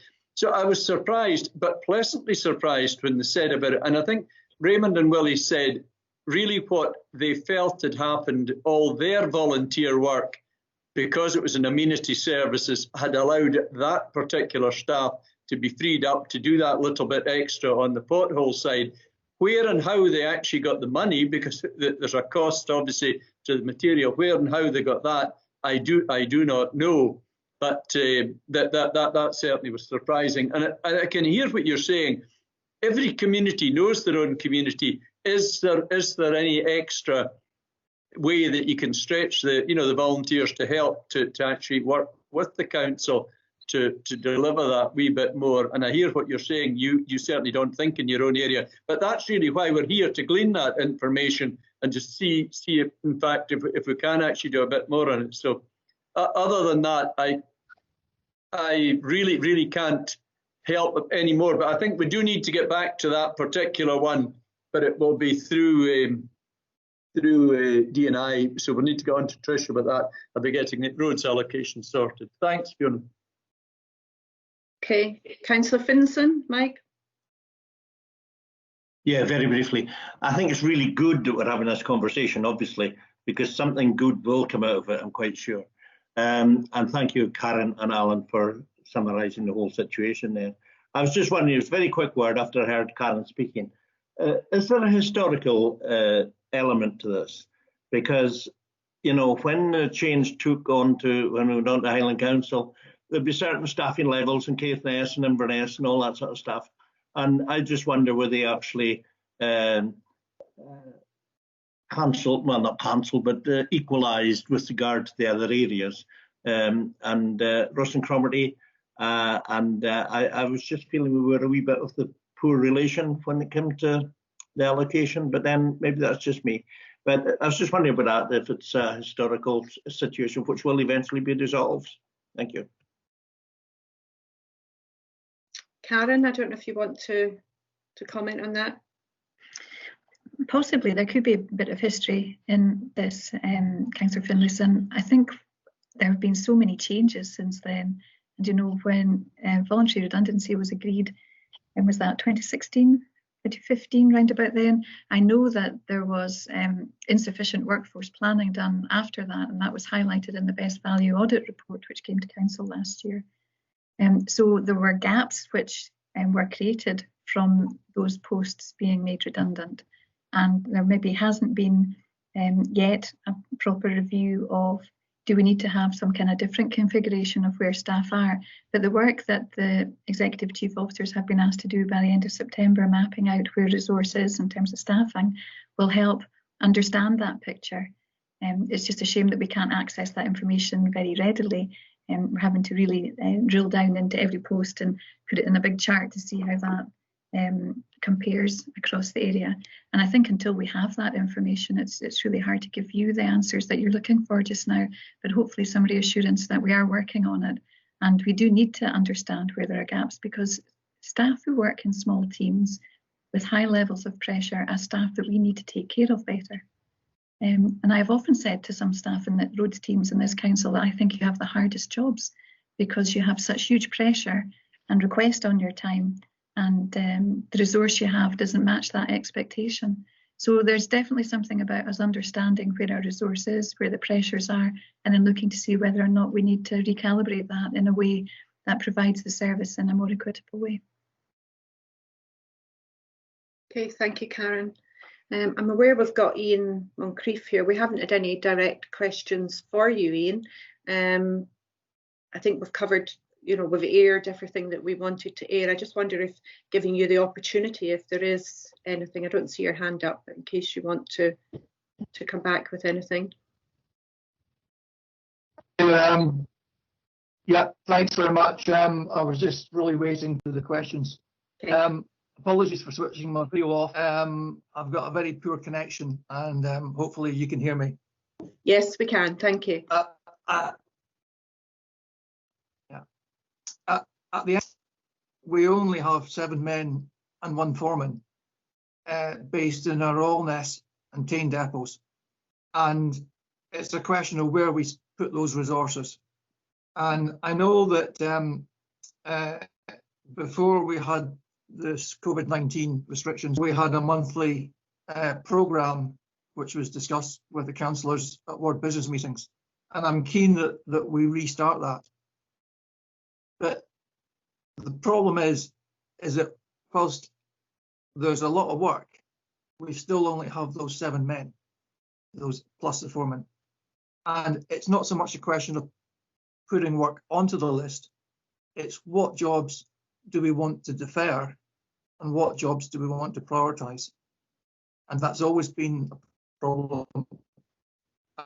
And I'm sorry, but I share your frustration about being unable to do the job that, to pursue the career that I wanted, because I'm an engineer. I like to repair things. I like to build things.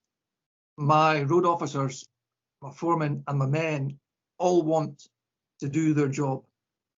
But it is frustrating. It's frustrating yourself. It's frustrating because there isn't the funding in place. There are restrictions on our labour. Looking at the restrictions that the government placed on us from, I think it was the 6th of April onwards, it essentially meant that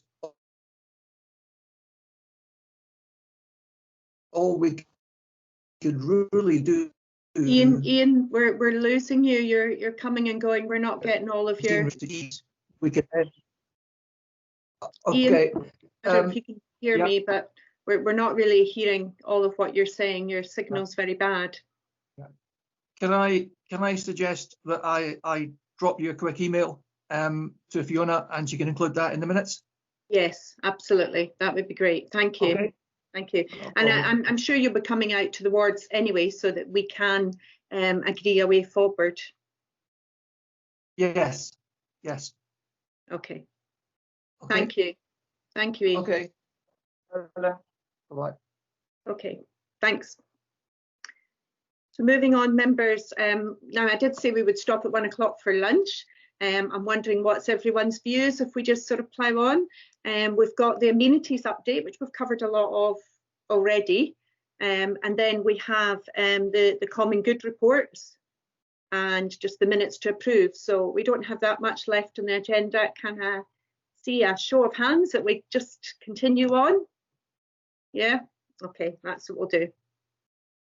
Okay, so moving on to item number 8, which is the amenity service update. You have the report there for noting. We have John Mackay here if there's any questions that anyone would like to raise with John. First of all, I'll just speak to you, John, and just say to you how thankful I am for the work that you do, for the communication. Certainly, but we're always complaining in Highland Council lack of communication. You're probably one of the best, if not the best, officer in terms of communication in Highland Council. You're fabulous with us, but with our communities as well. You know, you're always willing to go out and talk to our communities, which makes a big difference if you can go and sit round the table. So really, on behalf of my ward, and I'm sure Crompton Firth feel the same, thank you. You know, you make a big difference. And any criticism that we do have is never a criticism of you. It's of the situation that you're under. But we know you make a big difference in our areas. So first I've got Councillor Munro. Hi there, thank you, John. Very good report. It's really a question from me actually, because I'm, you know, I've been doing it for 3 years now, but I still get a bit lost now and again. I've had a lot of reports about our local burns in Burnside and Firhill, you know, the local small burns around the Burnside area that have had a lot of illegal dumping put in them. I know it's been happening for over a year because some of the residents have been saying to me they've been complaining and all the stuff's still there. So I went up yesterday and there was like a mattress and, you know, lots of different things within the burn itself. Who is it that I contact, John, regarding that? Sorry to sound stupid, but I wasn't sure. Thanks. Do you want to just come back to that, John? Yeah, Councillor Munro, I think that would be your best port of call for the first instance would be Katrina Taylor in the waste team. She'll be able to deal with the fly tipping. Mm-hmm. And Katrina Taylor's also a really good officer too, who's so responsive. Councillor Mike Finlayson. Yes, I'm just following on from what Pauline was saying there, and don't feel bad, Pauline. Even us with who are longer in the tooth, find it difficult to know who we have to contact and the specific issues required. Now, but I have asked for this before, that it would be really good to get something put out to us. Maybe you've already done it, maybe we've lost it, but who would be best to contact in certain circumstances? I think that would be helpful for us members. And to know that we're going to get a quick reply is something that is very beneficial, not just to us, of course, but to the constituents out there. And there's nothing worse than getting an inquiry from a constituent or whatever, and probably weeks later it's still not been sorted. I'm not speaking against you here, John, at all, but so you know, it's something that we need to maybe pull our socks up on, and overall, not what we're talking about with you. But I think that would be helpful if we did have a list that we could maybe, if so-and-so's not reacting, then we can go on to somebody else, and, you know, like a tree sort of thing. Okay, thank you. Yeah, absolutely. I would agree with that. It would be really helpful. A tree is exactly what you need, just so that you know who you do go to, because it does change. And it would make it a bit more fair, because sometimes if you've got really good officers who always respond, you just go to them about everything. And that's probably me with John. I just probably go to him with everything. And I shouldn't. I should probably go to different people, but I know he will always respond. But if we could get that list, that would be really helpful, John. I don't have any other members wanting to speak. I think probably we said a lot in the previous item and got it all off our chests. So unless there's anything, John, you want to add in? Yeah, thanks, Councillor Robertson. Yes, I would just like to highlight that we have had a very difficult season, and what I've actually decided to do, and it's working its way through your ward at the moment, is I'm calling it Strimming Friday, where we actually put down our mowers and everyone's got an available strimmer, goes out and they hit the old cemeteries, because it is really upsetting the folk around the area. We hit Port Mahamac Old last week and that was done. It still will be a mess until we can leave the stuff to wither, and we're actually just trying to get everything done. We're moving on to Achert Old, which is outside your area, but we're just doing it as a huge team. I think I'm getting about 12 people in there on this Friday to do that. But if there's any areas that haven't been touched that need to be targeted, if you can email me directly, then I will certainly get the team that's going around doing that to target these areas. Great, thank you, John. That's really helpful to know. So I don't have any more members to speak on that one. So thank you, John. And you approve the recommendations to note the report, members? Okay, moving on to item number 9, which is the Invergordon Common Good Fund report. The report's in front of you. It also provides a short update in relation to the Invergordon Town Hall. Members are invited to scrutinise and to note the monitoring statement and the current position regards the hall. Helen Ross is here. If you've got any questions, Helen's able to answer them. Any questions, members? Nope. Okay, thank you. So we approve the recommendations. Moving on to agenda item number 10, which is Tane Common Good Fund. We have the report in front of us. It's the monitoring statement. Members are asked to approve that. Is there any questions? Pauline? Sorry, Fiona, mine wasn't really a question. I was just got text to let you know that Caroline's computer died, so just to let you know she's gone. Right, okay, thank you. Sorry. I thought you had questions on Tane Common Good Fund. I thought, okay, on you go. Okay, no questions on that for Helen? No, so we approve the recommendations. Thank you, members. So moving on to the last item on the agenda, which is the minutes of the meeting held on the 20th of February. They were circulated for noting. Do members note them? Okay, and that brings us to the end of the agenda. Okay, so I can confirm that the public section of the meeting has now concluded. Thank you for your interest in the meeting, and on that basis, can we stop the recording of the meeting, please?